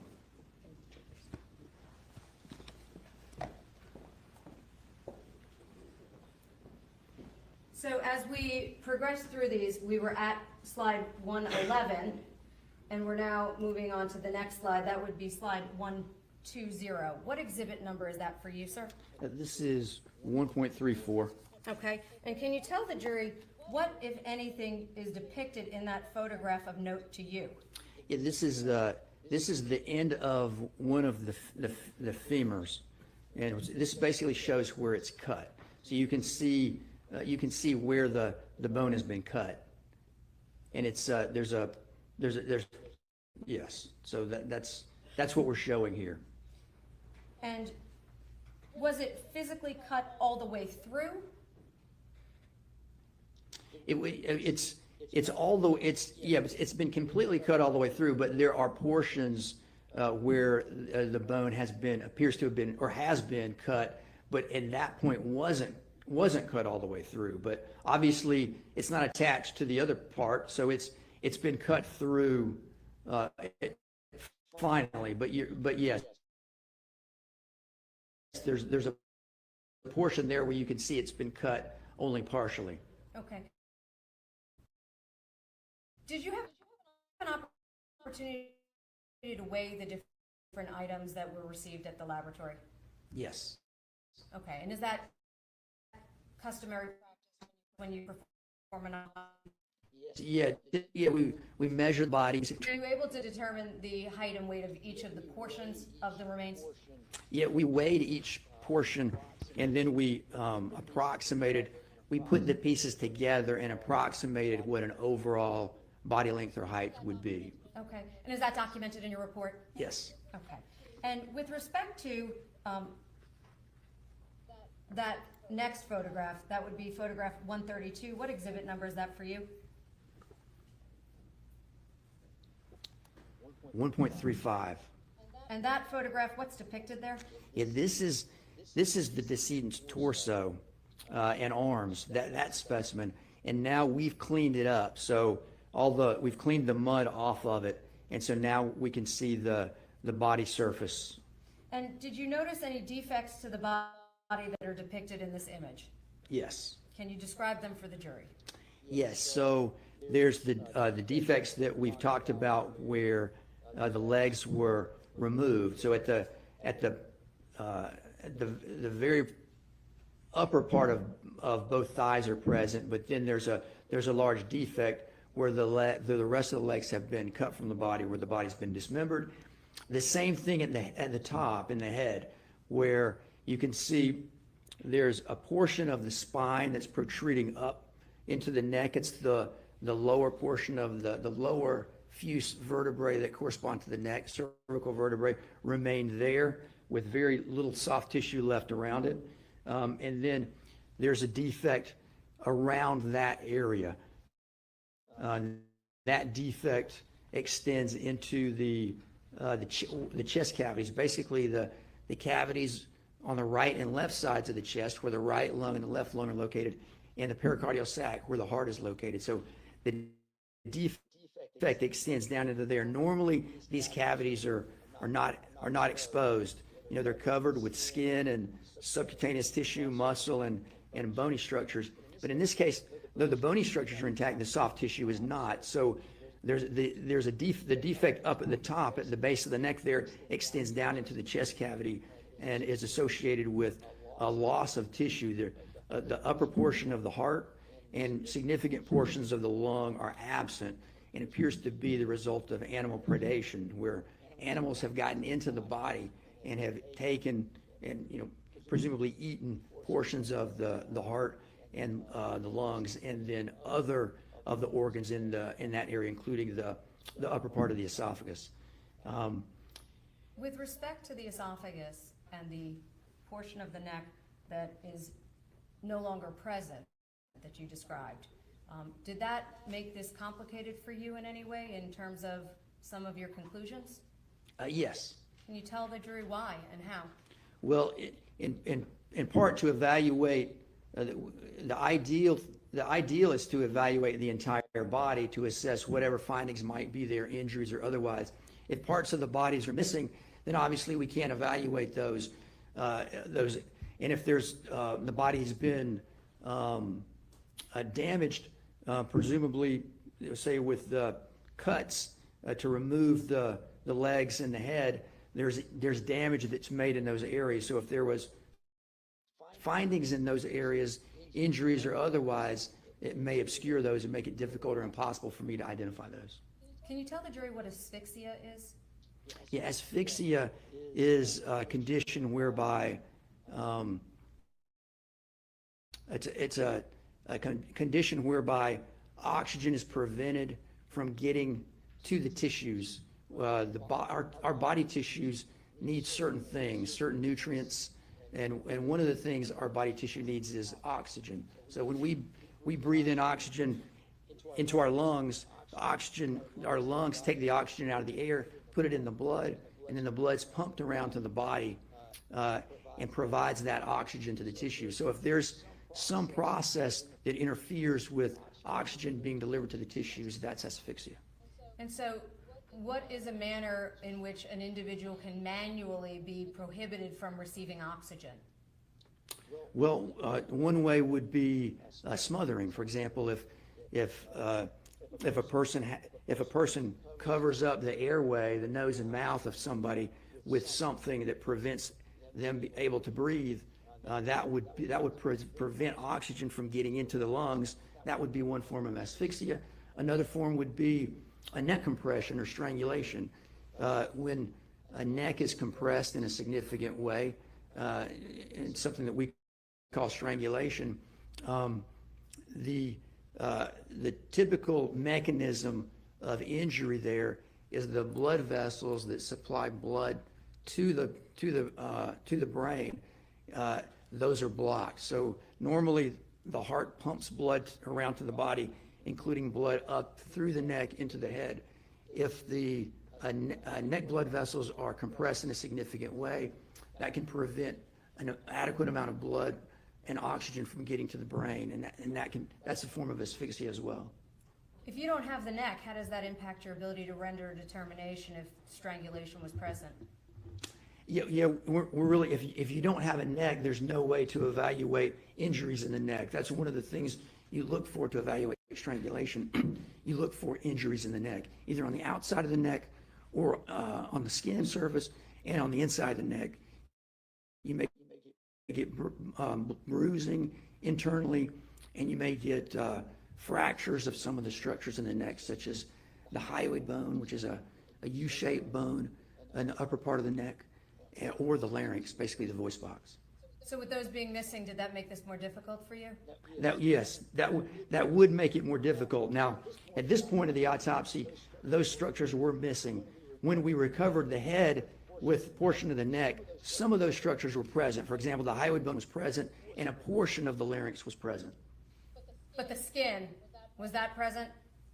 No, Okay. at least a portion of it wasn't. Okay.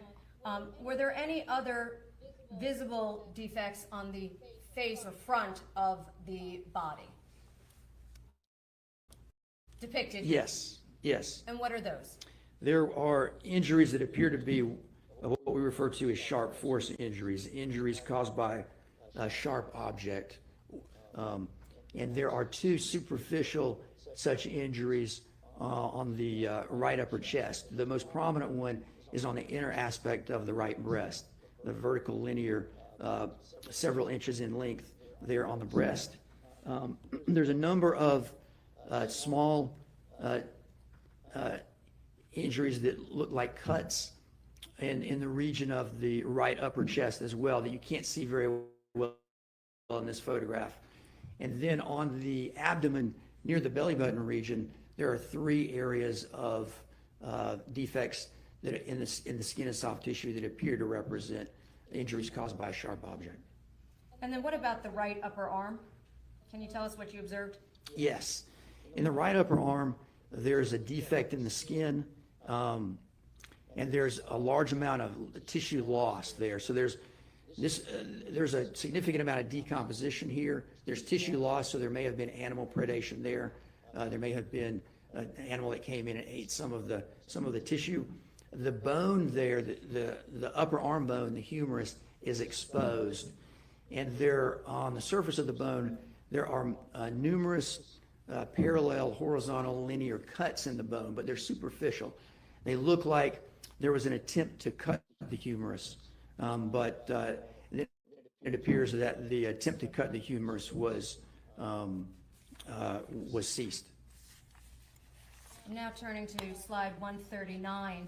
What is that exhibit number for you?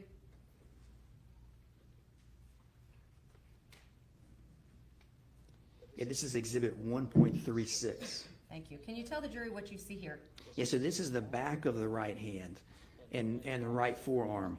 And on the hand, close to the wrist, there's an area of discoloration that represents bruising. And then on the forearm, you can see two areas of discoloration that also represent bruising. So this is a bruise or a contusion, which is basically an area of bleeding in the tissue caused by impact with a blunt object or surface. Can you explain to the jury what the phrase defensive wounds means? Yes. So a defensive wound is a wound that you would receive that you might receive when you're being attacked by someone. If someone is attacking you and striking you with an object, it's what your natural tendency to do is to put your arms up to try to block. And so what may happen if you do block the blows, you'll get injuries on the arm. And so injuries, they're often on the back of the hand and on the back of the forearm. And those are called defensive injuries. And is it possible that they are potentially also decomposition, meaning that you sometimes see bruising that isn't a defensive wound? Yeah, so sometimes we'll, as a result of the decomposition process, there may be discoloration of the body that mimics bruising. So sometimes it can be difficult to tell if an area of discoloration represents decomposition or if it represents true bruising. So what do you do to determine which one it is? So one of the common things we do is we'll cut into it, because a lot of times if it's decomposition, it will be superficial and it will be involving the skin. If it's bruising, you'll see more typically you'll see more the bruising and the tissue, not just on the skin surface, but underneath the skin. So cutting into the area of discoloration can be very, very helpful to determine if it's a bruise or if it's decomposition. Is that routinely part of your autopsy to determine? Yes, we often do. Okay. And in this case, did you find areas that were both bruising as well as potentially decomposition? Yes. I'm now going to turn you to 144. Slide number 144. Exhibit number. This is 1.37. Thank you. What is depicted in this image? Yeah, so this is what we were just talking about. This is the right upper arm. There's loss of large amount of tissue is lost because you can see the bone there. That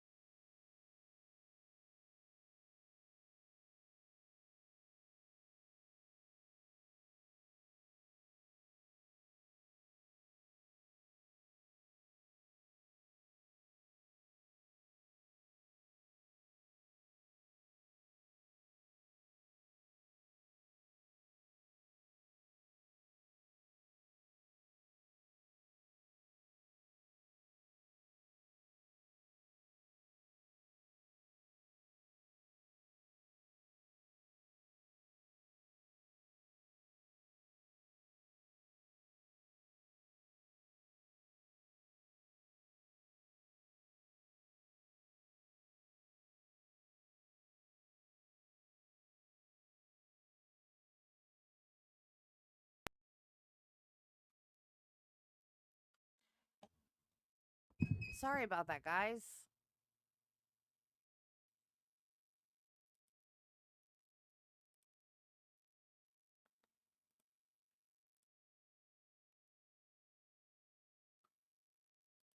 This is 1.39.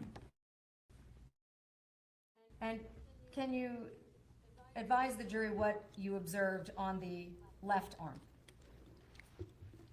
Yeah, on the left arm, what's most visible here are two areas of discoloration, one near the wrist and on the forearm, and one a little more towards the middle of the forearm.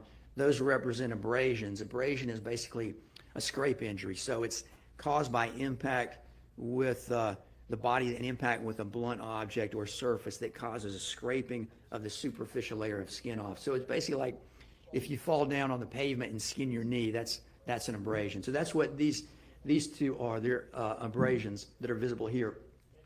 In addition, on the back of the hand, near the wrist, there's an area of discoloration that's suggestive of a bruise, but not clearly a bruise.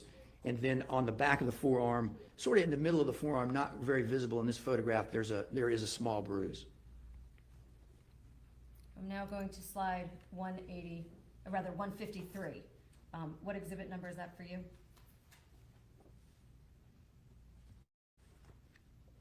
This is exhibit 1.40. Can you describe what is the condition observed on the left hand? Yes, it's what we call a washerwoman hand. It's basically, you can kind of see it here. You can see it better if you look at the palm side of the hand, but it's basically where the skin of the hands and feet will get wrinkly if they're exposed to water for a period of time. So if you stay in the bath too long, for example? Yes. Okay. I'm now going to show you the next slide. That would be 156. What exhibit number is that for you? This is 1.41.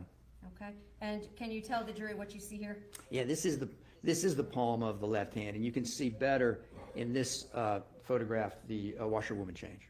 Okay. What impact does washerwoman syndrome have with respect to taking fingerprints? It can theoretically make it more technically challenging, but if all you have is washerwoman change, we should be able to take fingerprints with proper techniques. What do you do? What's the technique? Oh, yeah, that'd be a better question for the impressions latent print section of the lab to answer. So you don't do that yourself in the autopsy? I don't. Okay, so you would just document it and potentially make it available? Meaning, do you try to do prints anyway? We do in our lab. We'll take we do some fingerprints in our lab. If they're difficult, traditionally we've used latent prints. Now in the Savannah area lab where this autopsy took place, they don't have access to a latent prints department, so they do the fingerprints there, and they have they're used to taking fingerprints in difficult cases, so they are knowledgeable about techniques. Some of the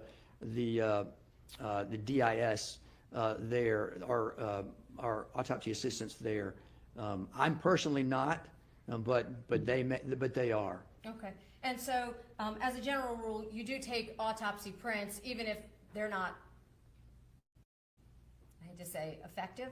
I don't mean to be disrespectful. We do in certain cases. We don't fingerprint every case. There's certain types of cases that we will perform fingerprints on. Okay. Now I'm directing your attention to the next slide being 158. What exhibit is that for you? This is 1.42. And what is it here? Yeah, this is discoloration. This is the left upper arm. So you can see the elbow on the right side of the screen, and then the underarm region, right where they've got the L-shaped ruler, that's where the underarm region is. So really looking at the upper arm, corresponding to the humerus, like we were just talking about. And there's discoloration there on the front of the arm that appears to be post-mortem change. It's not nothing that I could identify as an injury.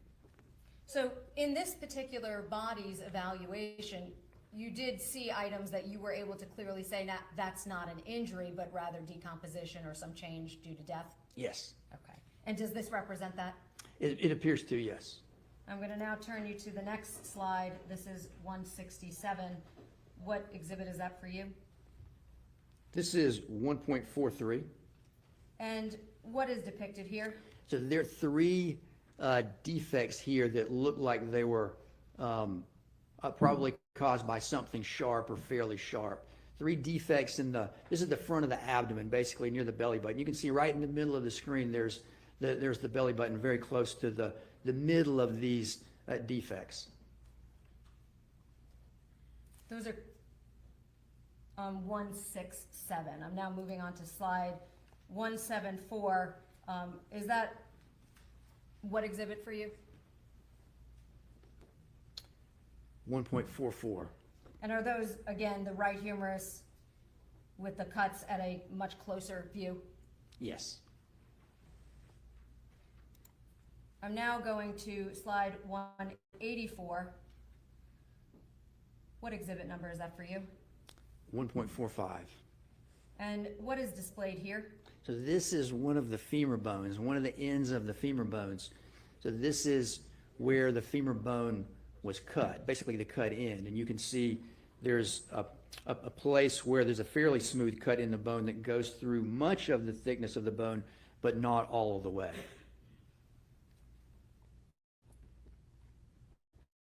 And is that the condition you received the body in? Yes. Now, what did you do with respect to the femur sites during the course of your autopsy? So we removed the ends of the femurs where they had been cut. We removed the ends and submitted them as evidence so that it could be the potential for evaluation of these cut ends in case it may be useful to know what kind of weapon or what kind of tool might have been used to make the cuts. Without being graphic, doctor, I'm going to show on myself. So both of the legs were severed, correct? Yes. So would it be fair to say that the two portions from the lower portion of the thigh and then the two portions from the upper portion of the thigh, all four of them were cut by your office and turned over to the tool mark section? Yes. Okay, so did that preserve then each of the cuts that were performed prior to your receipt and then given to them for examination? Yes. And of course, did you mark where your cut was so it was clear? Yes. Okay.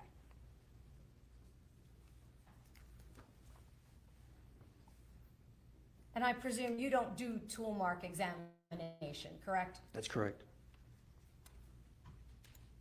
I'm now showing you slide 186. What exhibit number is that for you?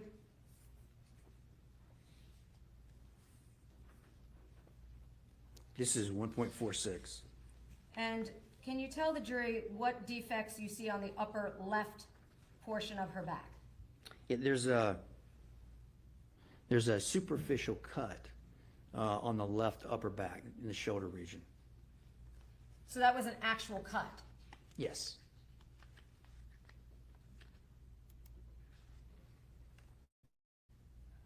I'm now at slide 189. Can you tell us what exhibit number that is?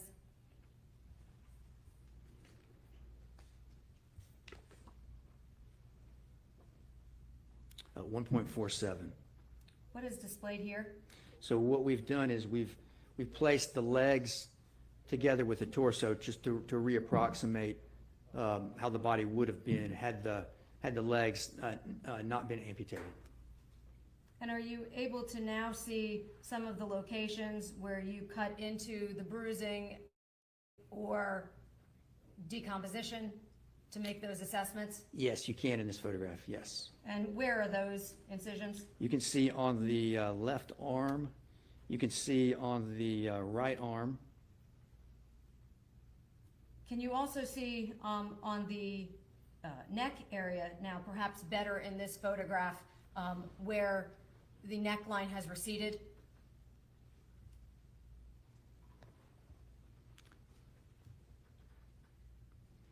Yeah, I'm not sure if you can. I'm not sure if it's better vantage point in this photograph or not. Okay. What is that that's sticking out from the neck area? That's the spine. So those are the lower cervical spinal, the vertebrae, the bones of the spine that correspond to the lower part of the neck. So if her body had been intact, would that not then have had all of the skin up to her chin, essentially? Yes.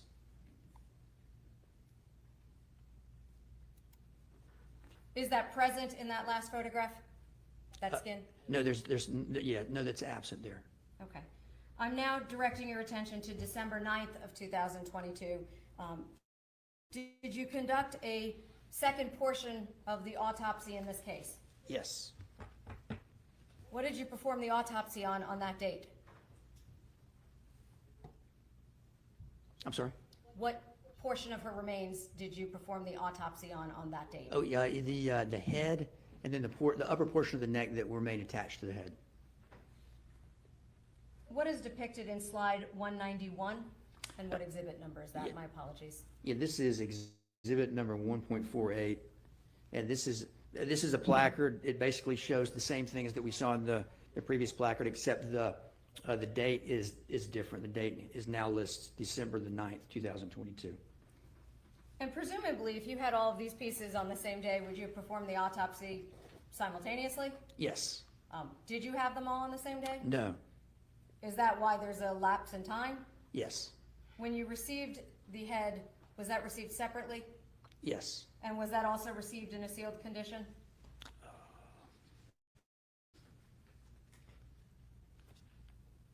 If you need to refresh your recollection, just let us know. Okay, Do you yeah, need to, sir? I'm looking at my notes.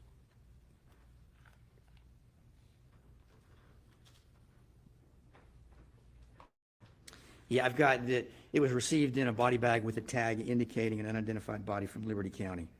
Okay. And on December 9th, would this placard have been made by whom? By the staff at the Coastal Medical Examiner's Office. Do they assist you? Yes. Okay. I assume you don't make your own plaques normally. No, not normally. Okay. I'm now directing your attention to slide 192.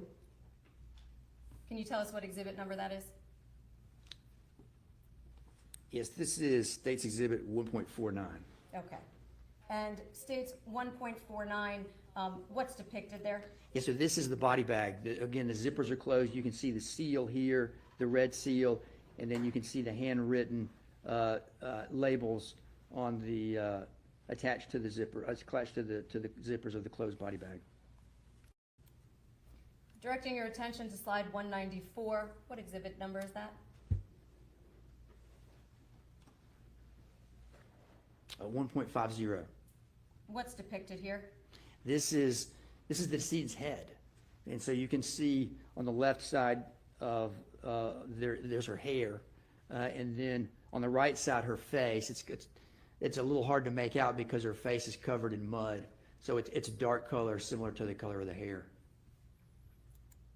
I'm now turning you to slide 195. What exhibit number is that? 1.51. What vantage point does this provide? This is the face. So we're looking at her face, and you can see it's still discolored with dark. It's got mud on it. Can you tell anything about her eyes? Well, her left eye, you can see the surface of her left eye, and the cornea appears clouded, which is a change that occurs as a part of postmortem decomposition. Can you explain to the jury what happens, if anything, with respect to eye color during decomposition? Well, eye color after death can change, and so it's not necessarily a reliable indicator of the color of the eyes during life. And with decomposition, you can get clouding of the corneas, so so you may not be able to identify at all the color of the eyes. Did there come a time when you cleaned off her face and head? Yes. I'm going to direct your attention to the next slide, slide number 196. What exhibit number is that for you? This is 1.52. What, if anything, did you observe about her face? Yeah, there's discoloration on the face. The discoloration on the face in various areas is consistent with change of postmortem decomposition. She did have some discoloration in her eyes, in the white portion of her eyes, the sclera. It was unclear to me if that discoloration was related to decomposition or was related to trauma. I'm directing your attention now to slide 203. What exhibit number is that for you? This is 1.53. What's depicted on the right part of her face? Yeah, so there's two defects in the scalp. We've pulled the scalp back. This is the very forward part of the scalp, so very close to the forehead. It looks like the forehead here, but we've pulled the scalp away so that the injuries are visible, and you can see these two defects in the skin there.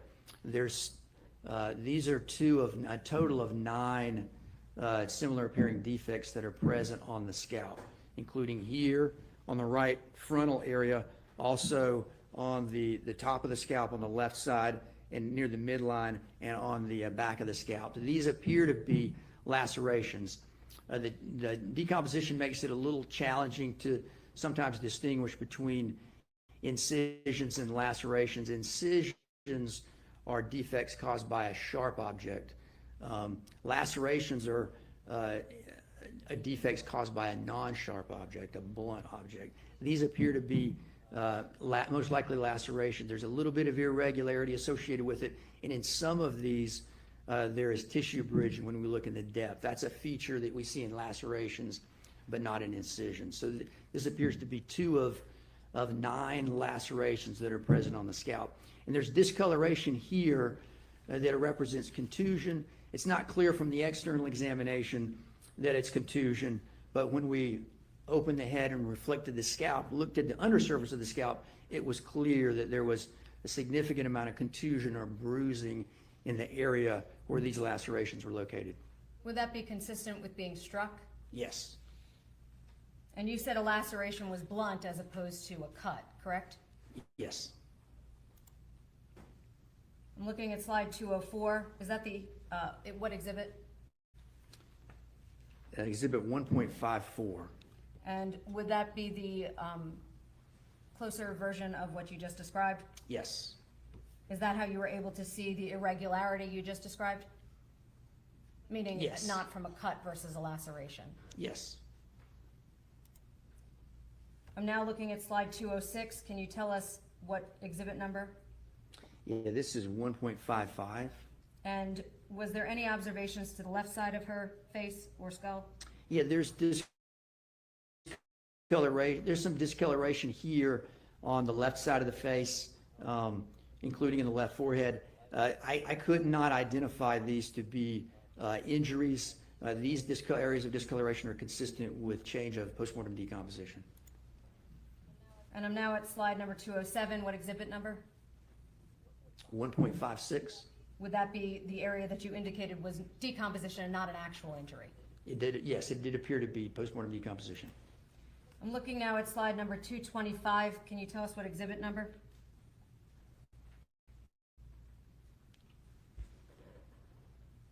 Uh, 1.57. What is depicted here? So this is the scalp, and what we've done is we've removed all the scalp hair so that we can better evaluate the scalp surface and see what injuries may be present. And you can see we're looking at sort of the back of the head, really. The top of the head is towards the right side of the screen. The sort of the top of the neck is on the left side of the screen, and the right ear is at the bottom of the screen. The left ear is at the top of the screen. So you can see over the left side of the scalp and midline scalp, there's multiple lacerations. These are similar in appearance to the two that we saw on the right forehead. So a total of 9, and these here you can see 1, 2, 3, 4, 5, 6 in this photograph. Some of these lacerations were full thickness, meaning they went all the way through the scalp to the underlying skull, and some of them were partial thickness. Was there any damage to the skull itself that you were able to observe at any point during the autopsy? One of the laceration on the back of the one that's the farthest on the left, shown here in the photograph, that one, there was a 1/4 inch defect in the surface of the skull that was consistent with a skull fracture. I'm now looking at the slide that is labeled X-ray 2. What exhibit number is that for you? This is exhibit 1.58. Would it be fair to say that this is an X-ray? Yes. Does this demonstrate anything with respect to the femurs? Yes. What does it show? Yeah, you can see with the proximal part of the femurs, the upper part of the femurs are present and go into the hip socket like the femurs normally do, but you can see where they've been cut only a short distance from the hip joint. And how is the hip joint kept in place? Meaning, is there tissue that keeps it in place? Yes. Is it a bone that keeps it in place? How does your leg stay attached? Yeah, it's a whole joint apparatus with cartilage and soft tissue and bone all together that holds it in place. And so would it be fair to say that you could cut through the tissue without cutting through the bone to remove the leg? And what I mean by that is the bone itself doesn't have to be cut, does it? That's correct. You could potentially remove the leg without cutting through the femur. I'm now showing you X-ray number 3. What exhibit is that for you?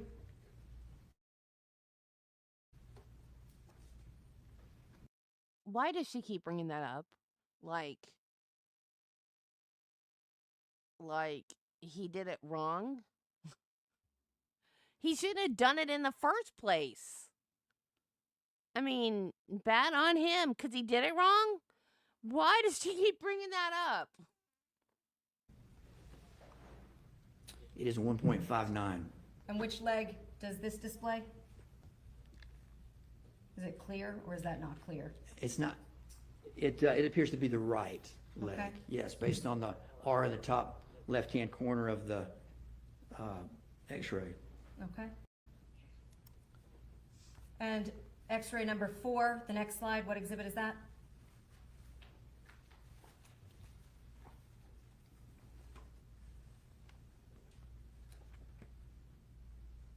This is 1.60. And what is depicted here? And this is one of the legs. Is that an X-ray also? Yes. Does that show the distal or the lower portion of both of the leg X-rays where the femur is? I'm sorry, can you repeat? Does that, what part of the femur does that show? Yeah, so the part of the femur here is most of the femur, but the very upper part of the femur is absent because it's been severed. And with respect to X-ray 5, what's depicted in, what exhibit rather is that for you first? 1.61. Okay, and what is depicted here? And this is an X-ray of the head and the upper portion of the neck. You can, Madam Clerk, can you turn that off, please?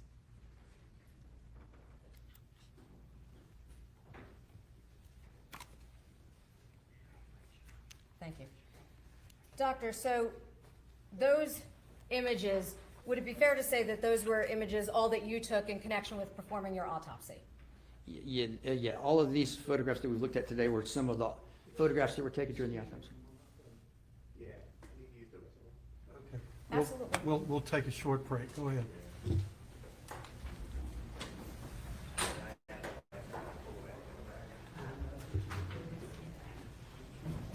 Go ahead.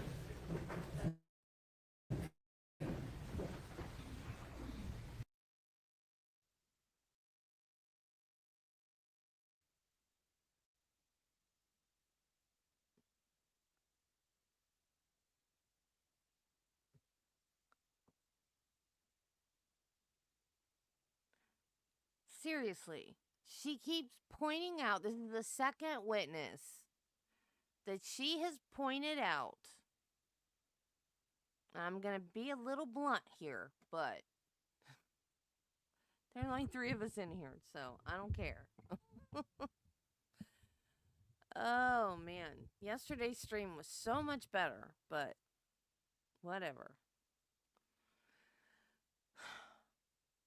2 different witnesses.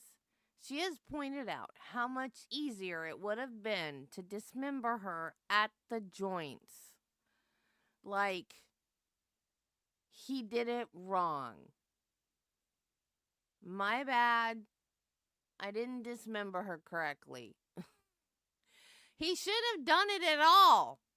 What difference does it make that he made it harder on himself? Seriously, woman. I like her. She's a good attorney. She is crossing all the T's, dotting all the I's. I do not have a problem with her. I just don't understand why she keeps making this point. Does it matter?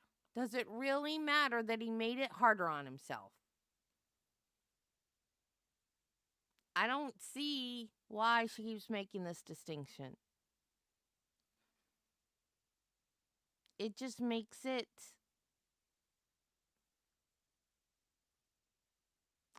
harder on the family. I wouldn't want to be sitting there in court and hearing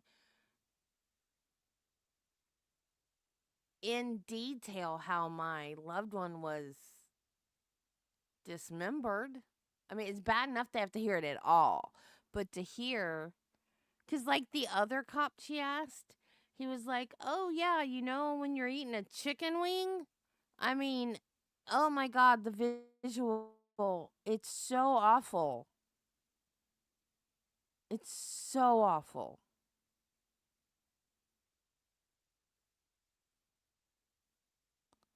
I cannot imagine what this woman's family is going through. I also can't imagine No one reported this woman missing. Like, she was a Jane Doe, right? Because they had to put out flyers they had to call in a forensic artist, and they had to take a picture of her head and estimate height and weight and all of that, and make a crime scene drawing, not a crime scene drawing, a forensic drawing to estimate what she looked like in life and distribute flyers to try to identify her. Nobody knew she was missing. Nobody. I don't know anything about this case other than what we've learned in trial. Does anybody know anything? I'm going to have to do a deep dive on this case. Well, maybe we'll know by the end of the trial. By when defense gets up there. They were on the run from this mystery man. Did her family, did she have family? Did her family know anything about her husband? Did they know that this man had her on the run? Why did they not know she was missing? I mean, this case is nuts, y'all, but why did no one report this woman missing? This is crazy. Let's see if I can. Well, her name is on the screen. Mindi Mabane.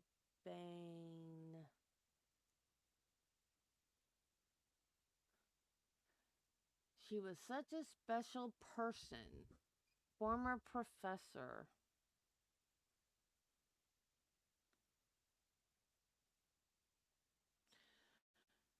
She was such a special person. Former professor of Mindi Mabane Kassotis reflects ahead of murder trial.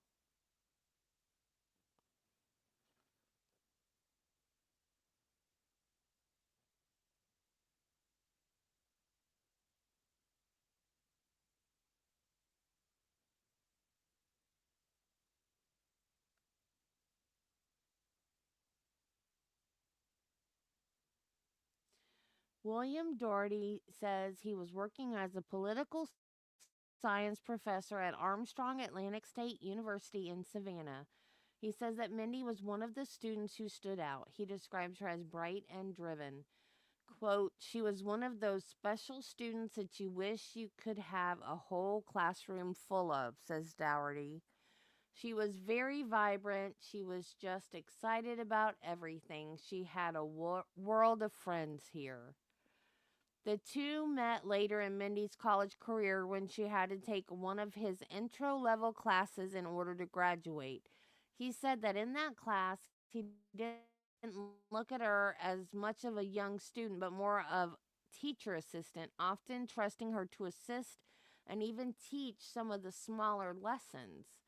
Quote, we aren't sure how she ended up in the class, but being a senior with freshmen, she knew much of the material anyways, so she would help out from time to time.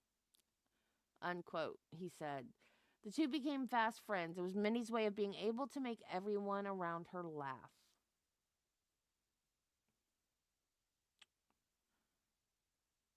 I don't see anything about family, though.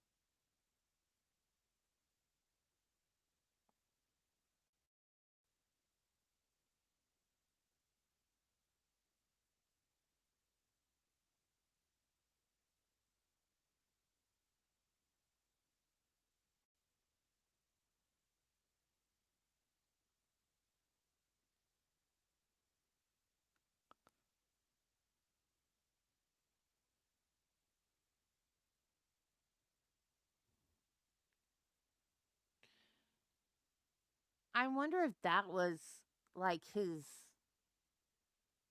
thing. We're gonna tell everybody that we're on the run, and like that was his way to get away with it.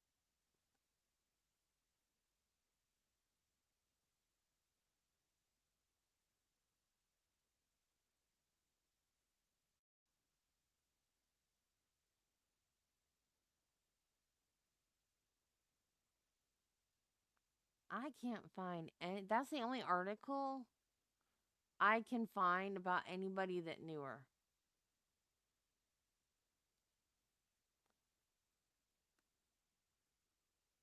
All I see is stuff about the trial.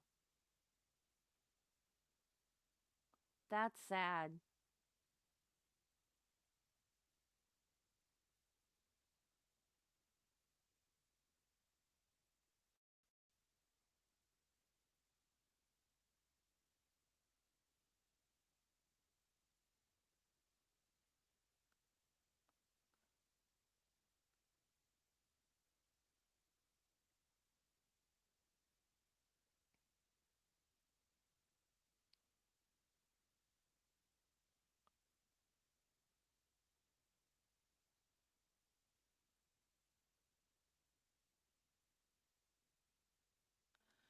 Kassotis has been in custody since May 2023 for the murder of his wife, Mindi Kassotis, in the fall of 2022.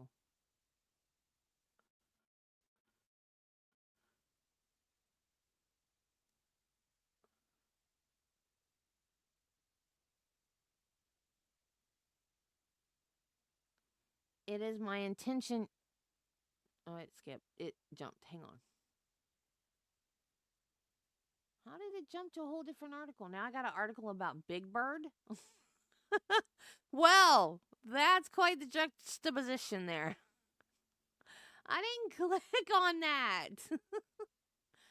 PBS is having funding cuts, but I didn't click on PBS. I was reading a much different article. It is my intention, Your Honor, not to be gruesome, but rather to be strictly and solely forensically informative to the jury, Bio said. Is that her name? The court also debated whether testimony from one of Kassotis' ex-wives should be allowed. One? How many exes does he have? Prosecutors noted that just months before Mindi Kassotis' death, the ex-wife had won a $1.5 million divorce judgment against Nicholas. They alleged that Kassotis and his wife went on the run to avoid paying the judgment.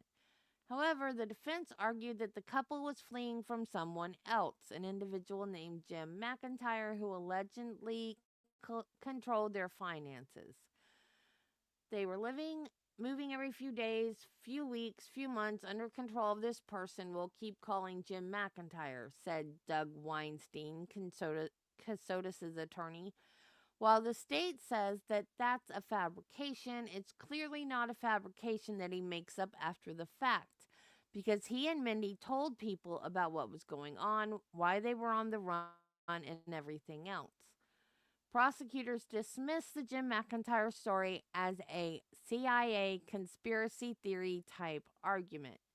They also requested the judge allow a Target receipt as evidence. There is a Target receipt that the defendant purchases on his way to meet with Samantha Colesmith, his third wife, where he purchased condoms and Old Spice within days of his wife being deceased, Bayo said. Weinstein countered, I don't know the relevance of Mr. Kassotis other than color, the relevance of Mr. Kassotis buying condoms and Old Spice, but I'll get to that at that point in time. Kassotis' trial is scheduled to begin on August 4th and expected to last 2 to 3 weeks. Prosecution planned to call at least 35 witnesses. And we're on 11.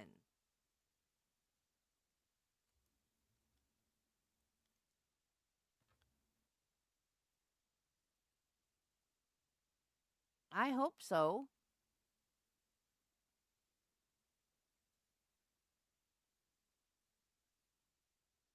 Yeah, I know why he bought condoms.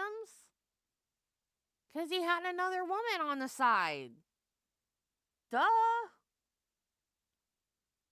His wife is dead. And he knew it because he's the one that did it. So why else would he buy condoms?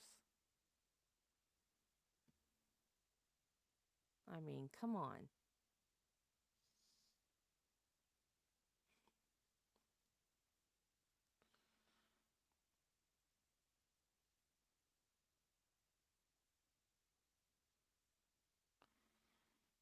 maybe she's mentioning the way the dismemberment to make it more gruesome for the jury.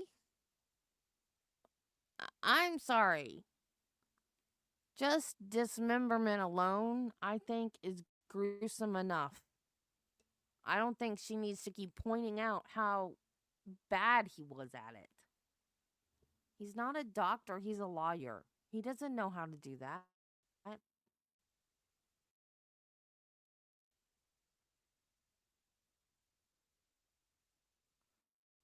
The Fort Stewart thing is already being reported on.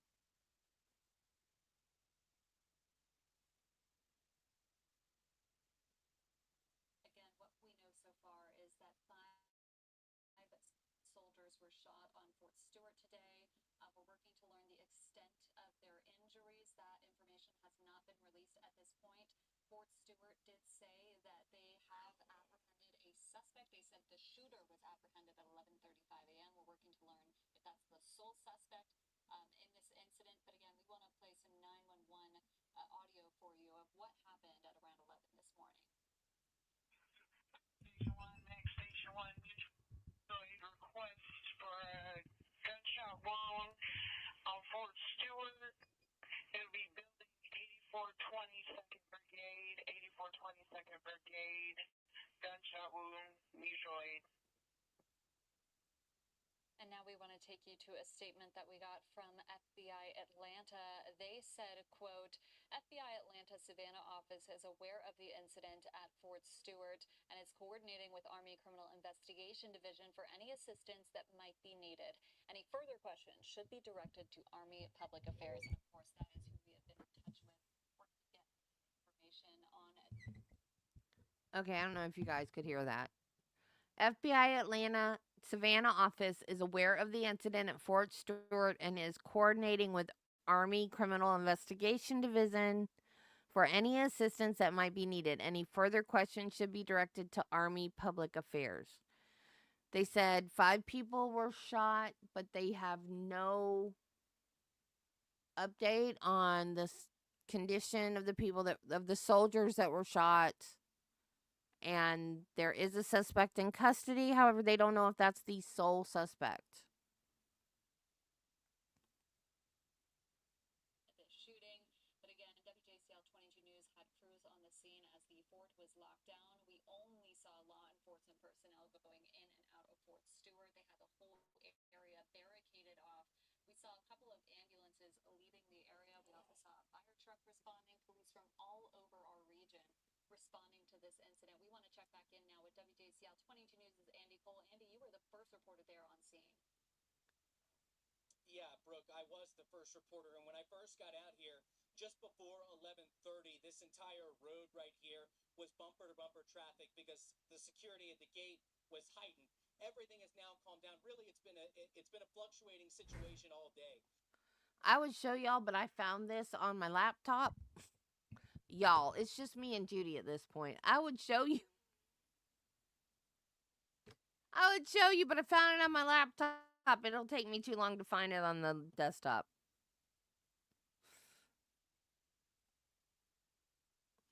When we first got here, as I said, bumper-to-bumper traffic.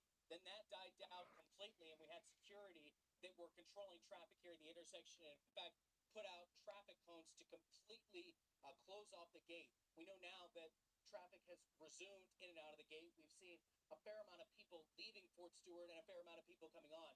I want to step out of the way so my photographer can give you a better look at the area. Really, there's nothing to see from where we're at the main gate here. I think they're ready, so if they're ready, bring them on in.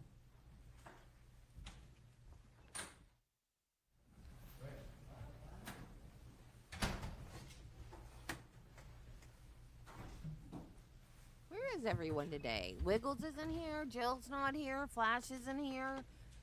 Just Because isn't here. Ken left. Where's everybody?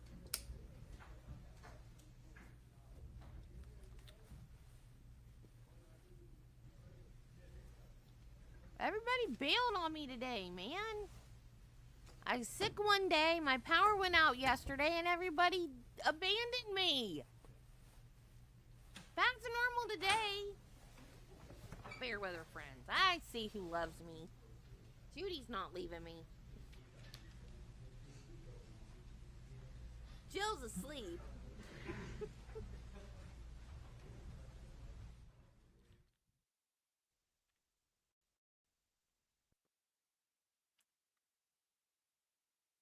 I'm just kidding, guys. I know you still love me. My replay crew, I love you guys.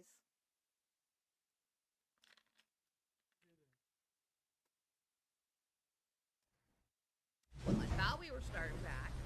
Doctor, can you explain to the jury what the difference is we between are. post-mortem and ante-mortem injury?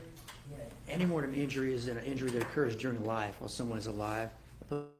Postmortem injury is an injury that occurs after they had already died. Are you able to distinguish between post-mortem and ante-mortem injuries? Often, but not always. Okay. Were you able to determine in this case whether or not the dismemberment was ante-mortem or post-mortem? Not definitively from the autopsy alone, but it's presumed that a situation like this, that the dismemberment is very likely post-mortem as a result of trying to make the body more easy to hide and dispose of. Okay. And in a dismemberment, specifically in the area, and I'm going to approach somewhat, where it involves the femur, are there any particular vessels or veins in the body that are relevant in the area surrounding the femur? Yes. What are those? Yes, so there's large blood vessels that carry blood basically from the heart. You have blood vessels that go out to all parts of the body to carry blood to all the tissue in the body. And there's large blood vessels, larger in the legs than in the arm. The leg is larger than the arms, but they're large blood vessels that travel down the leg to provide blood, and they also have blood vessels that bring blood back the other way. Arteries carry blood away from the heart to the tissues. Veins are blood vessels that carry blood from the tissues back to the heart. So there are large blood vessels in the upper parts of the thighs, the femoral artery and the femoral vein, and in the arms as well, in the shoulder region, the brachial artery and brachial vein. And those arteries that you're describing, both in the legs, are there any in the neck? Yes. Any particular arteries that would be relevant in terms of large amounts of blood coursing through that area? Yes, yeah. The largest blood vessels that go to and from the neck are the carotid arteries and the jugular veins. And if any of those were to be severed, meaning the femoral or the carotid or any of those that you've just described as, quote, the larger vessels, what would the effect of that be to the blood within them? Yeah, well, if a person's alive, when you cut those vessels, there'll be a very large amount of bleeding from those vessels. And if a person is dead, how does that impact it? You would have less bleeding for sure, because you don't have an active blood pressure. When you're alive, you have a heart pumping blood all around the body, and there's sort of active blood pressure. When the person has died, then there's no blood being pumped around. So now any movement of the blood in the vessels draining out or whatnot will be via gravity. So gravity does still apply, though, correct?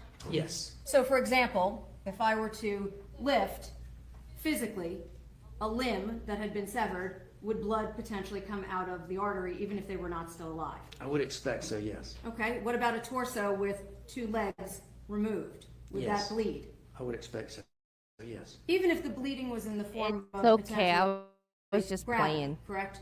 Yes. Okay. How much blood is there in the human body? For an average sized person, about 5 liters. And if you're bigger, for lack of a nice way to phrase that, would there be more blood? Yes. Okay, so 5 liters approximately. Can you tell us what that means in America standard? Yeah, so a liter is about a quart. So 5 liters would be approximately, a liter is approximately a quart. So 5 liters would be approximately 5 quarts. Okay. And how many quarts make a gallon? 4 quarts. Okay, so we're talking about just over a gallon of blood, correct me if I'm wrong, or a gallon and a quart. Yes, Okay. approximately.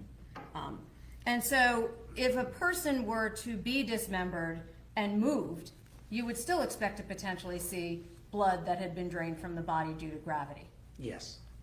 Is it possible to interfere with that blood being observed, perhaps in the form of tarps or some other mechanism? Yes. And do you have any way of knowing, when you look at a body, when the blood left the body? What I mean is, when you get a body at autopsy in the condition you received it in, do you have any idea when the blood left the body? No, I mean, what I could say is, I can say that the lacerations to the scalp were sustained when the decedent was alive, and I would expect a significant amount of bleeding from those wounds. As far as from post-mortem cutting of the body, could you repeat the question? What I'm simply trying to ask is there a time stamp basically on when the blood may have left her person? Yeah, if you're asking, do I know at what point after she passed away were her limbs severed and blood drained from the body? I don't know. Okay. Do you have any idea when she died? Exactly. Well, I can't, from the autopsy, I can't state specifically when she died. I would use usually investigative means are the most accurate way of determining when a person died. So in this case, I would use investigative means, including in this case a forensic entomologist was used. I would use that information along with investigation of the case. Okay. So there are lots of TV shows nowadays that have doctors constantly being asked, when did she die? Can you tell this jury within a 2-hour window when she passed away? No. And with respect to her body, did you collect any samples? We talked about those bloodstain cards, but did you take any samples to send off to toxicology? Yes. Okay. What did you send them, if you recall? Yeah, they were. I don't look at my autopsy report copy here. We sent left chest, gastric contents, liver, spleen, and kidney. Okay. And of those samples, you said gastric contents, liver, kidney. Was the liver, spleen, and kidney tissue? Yes, it was. Did you send any actual blood? No. Meaning live blood? No. When I say live, I mean liquid is what I'm referring to. No, we were not able to. Why not? There wasn't, we weren't able to obtain enough blood to be able to send for toxicology testing. Is that because she didn't have any? Yeah, it's because, the blood that she had left was not accessible by us. There may have been small amounts in very small blood vessels, but in the larger blood vessels where we collect blood from, or we're able to collect blood from, we were unable to. The lower leg being cut would have resulted in all the blood draining out. That's one area we get blood from, the upper thigh and the pelvis region. And then we also obtain blood from around the heart. And due to animal predation, the upper part of the heart was missing in this case. So there was no significant amount of blood. We could get enough blood for blood cards, but we couldn't get enough blood to do any meaningful toxicology testing. That's usually our first choice sample to test is the blood. So did you try? We attempted to get blood, yes. Okay. Can you tell the jury what the explanation or difference is between cause of death and manner of death? Yeah, the cause of death is the very specific thing that results in the death. And there's many, many different types of causes of death. You can have traumatic causes of death, such as gunshot wounds, stab wounds, strangulation, blunt force injuries. You can have natural disease causes of death like stroke, heart attack, hypertensive heart disease, cancer. So there's very, very many different types of causes of death. For manner of death is a classification system that we have, and here in Georgia, we have 5 options for manner of death. So the options are, all deaths have to fall into one of these 5 categories. And these categories are: 1, a natural. Basically, if somebody dies as a result of a natural disease process, such as a heart attack or cancer, that's a natural death. Another choice we have is accident. So if a person dies under accidental circumstances, and common examples we see of accidental circumstances are people that die in car accidents and people that die from accidental drug overdoses, where they have a drug overdose but they weren't attempting to take their own life. Another choice we have is suicide. So if a person basically takes their own life by their own actions, then that's a suicide. The 4th choice we have is homicide. And homicide is basically a death caused by the actions of another individual, usually where there's intent to injure. And then if we can't decide whether the death is natural, accident, suicide, or homicide, we have the option for calling it undetermined. And in this case, were you able to determine a cause of death? Yes. And what was your determination? Traumatic injuries? And were you able to determine the manner of death? Yes. And what was that? Homicide? So by determining homicide, did you rule out the other 4 options you just described? Yes.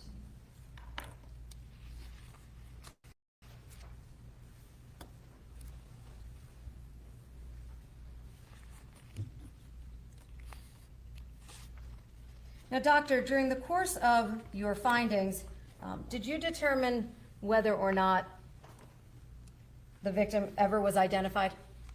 Yes. And did you ultimately determine if she had been? Yes, she was identified. Did you ultimately issue some secondary report concerning that? Yes. What does that mean? How do you do that? Yes, so in this case, it was determined primarily through DNA testing, the identity of the decedent. And then what we'll do is we'll put a report in our lab information system, basically stating that the body has been identified and indicate who it is identified as. Did you issue such a report in this case? Yes, I believe so. Okay. Now, at this time, Your Honor, I'm going to seek to introduce State's Exhibit 1.68. This would be a certified copy of the Georgia death certificate for Mindi Nevin Kassotis. Any objection? No objection. All right, it's admitted.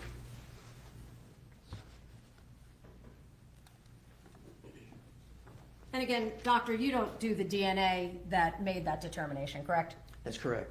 Now,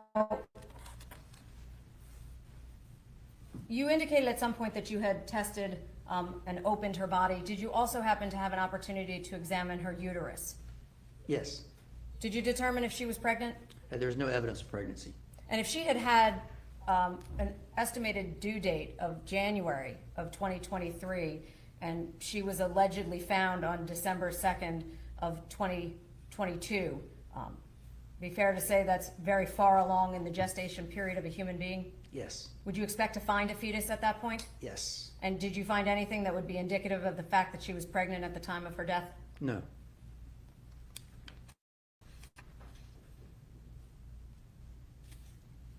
I have just one moment. I have nothing further, Your Honor. Thank you. Cross-examination, Mr. Weiss.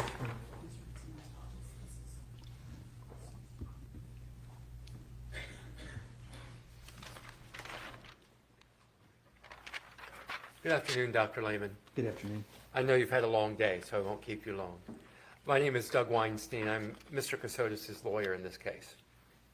I'd like to return for a moment to the lacerations on the scalp. You found 9 lacerations, correct? Yes. And those lacerations, you believe, were caused by a blunt object. Yes. Do you have any idea how heavy that object would have been? Anything at all about the object other than that it's a blunt object? Yes, it would have to be something with a significant amount of weight. It would have to be a heavy enough object to where if it impacted the head, it had the potential to putting a defect in the scalp that goes the full thickness of the scalp. And The scalp is heavily vascularized, correct? Yes. And can you explain to the jury what vascularized means? Yeah, so, yeah, it means that there's a lot of blood vessels, a lot of blood flow that goes to the scalp. So if you have a scalp injury, you're likely to potentially have a significant amount of bleeding, what appears to be a large amount of blood. So with a single laceration to the scalp, one that does the extent of damage that you've described, you would expect to see a great amount of blood, correct? Potentially you could, yes. What about with 2 lacerations? You would expect even more. And with 9? Yeah, even more so. Yes, you'd expect, I would expect the scene where the incident occurred to be, have more than a small amount of blood. Okay. Thank you. I have no further questions. No Oh, further. I'm sorry. May I just Yes, sir. get court's indulgence? Yes.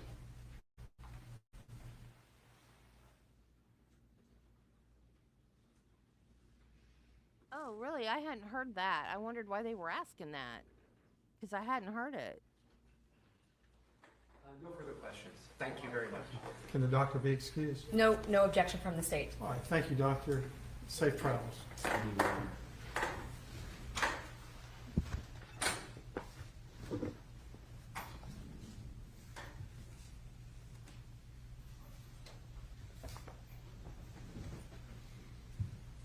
that it? That's it for tonight. Okay, all right.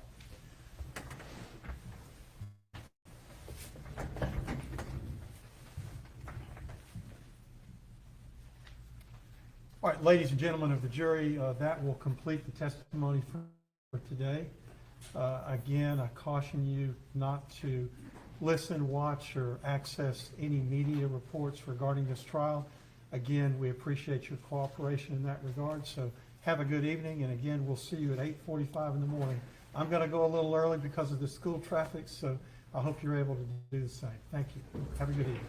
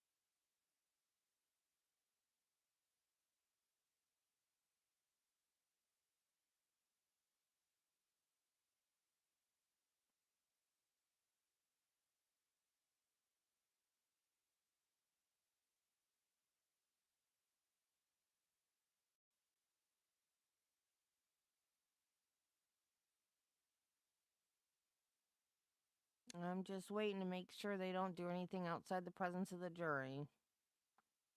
They've not had a lot of that this trial, so.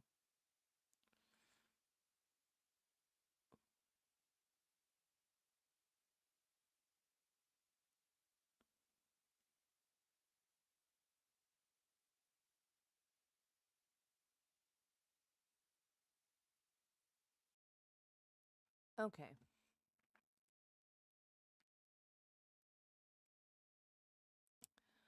All right. Okay, guys. Thank you for sticking it out with me. I know this wasn't the most exciting day in court. Um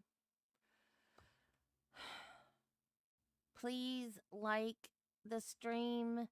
If you're not subscribed, please subscribe. When I get to 1,000 subscribers, I'm going to be doing a giveaway for an Amazon gift card.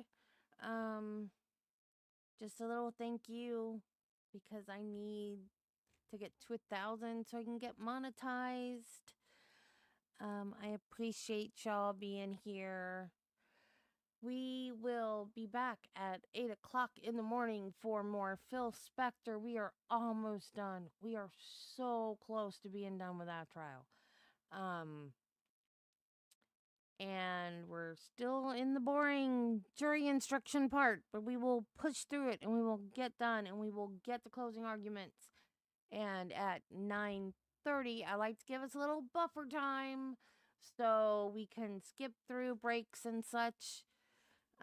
So we will start at 9:30 for this trial, and I will see you guys then. And remember, be kind to people, love your family, and Jesus loves you, and so do I. Bye, guys. Take it easy. Have a great evening, and I will see you in the morning. Bye.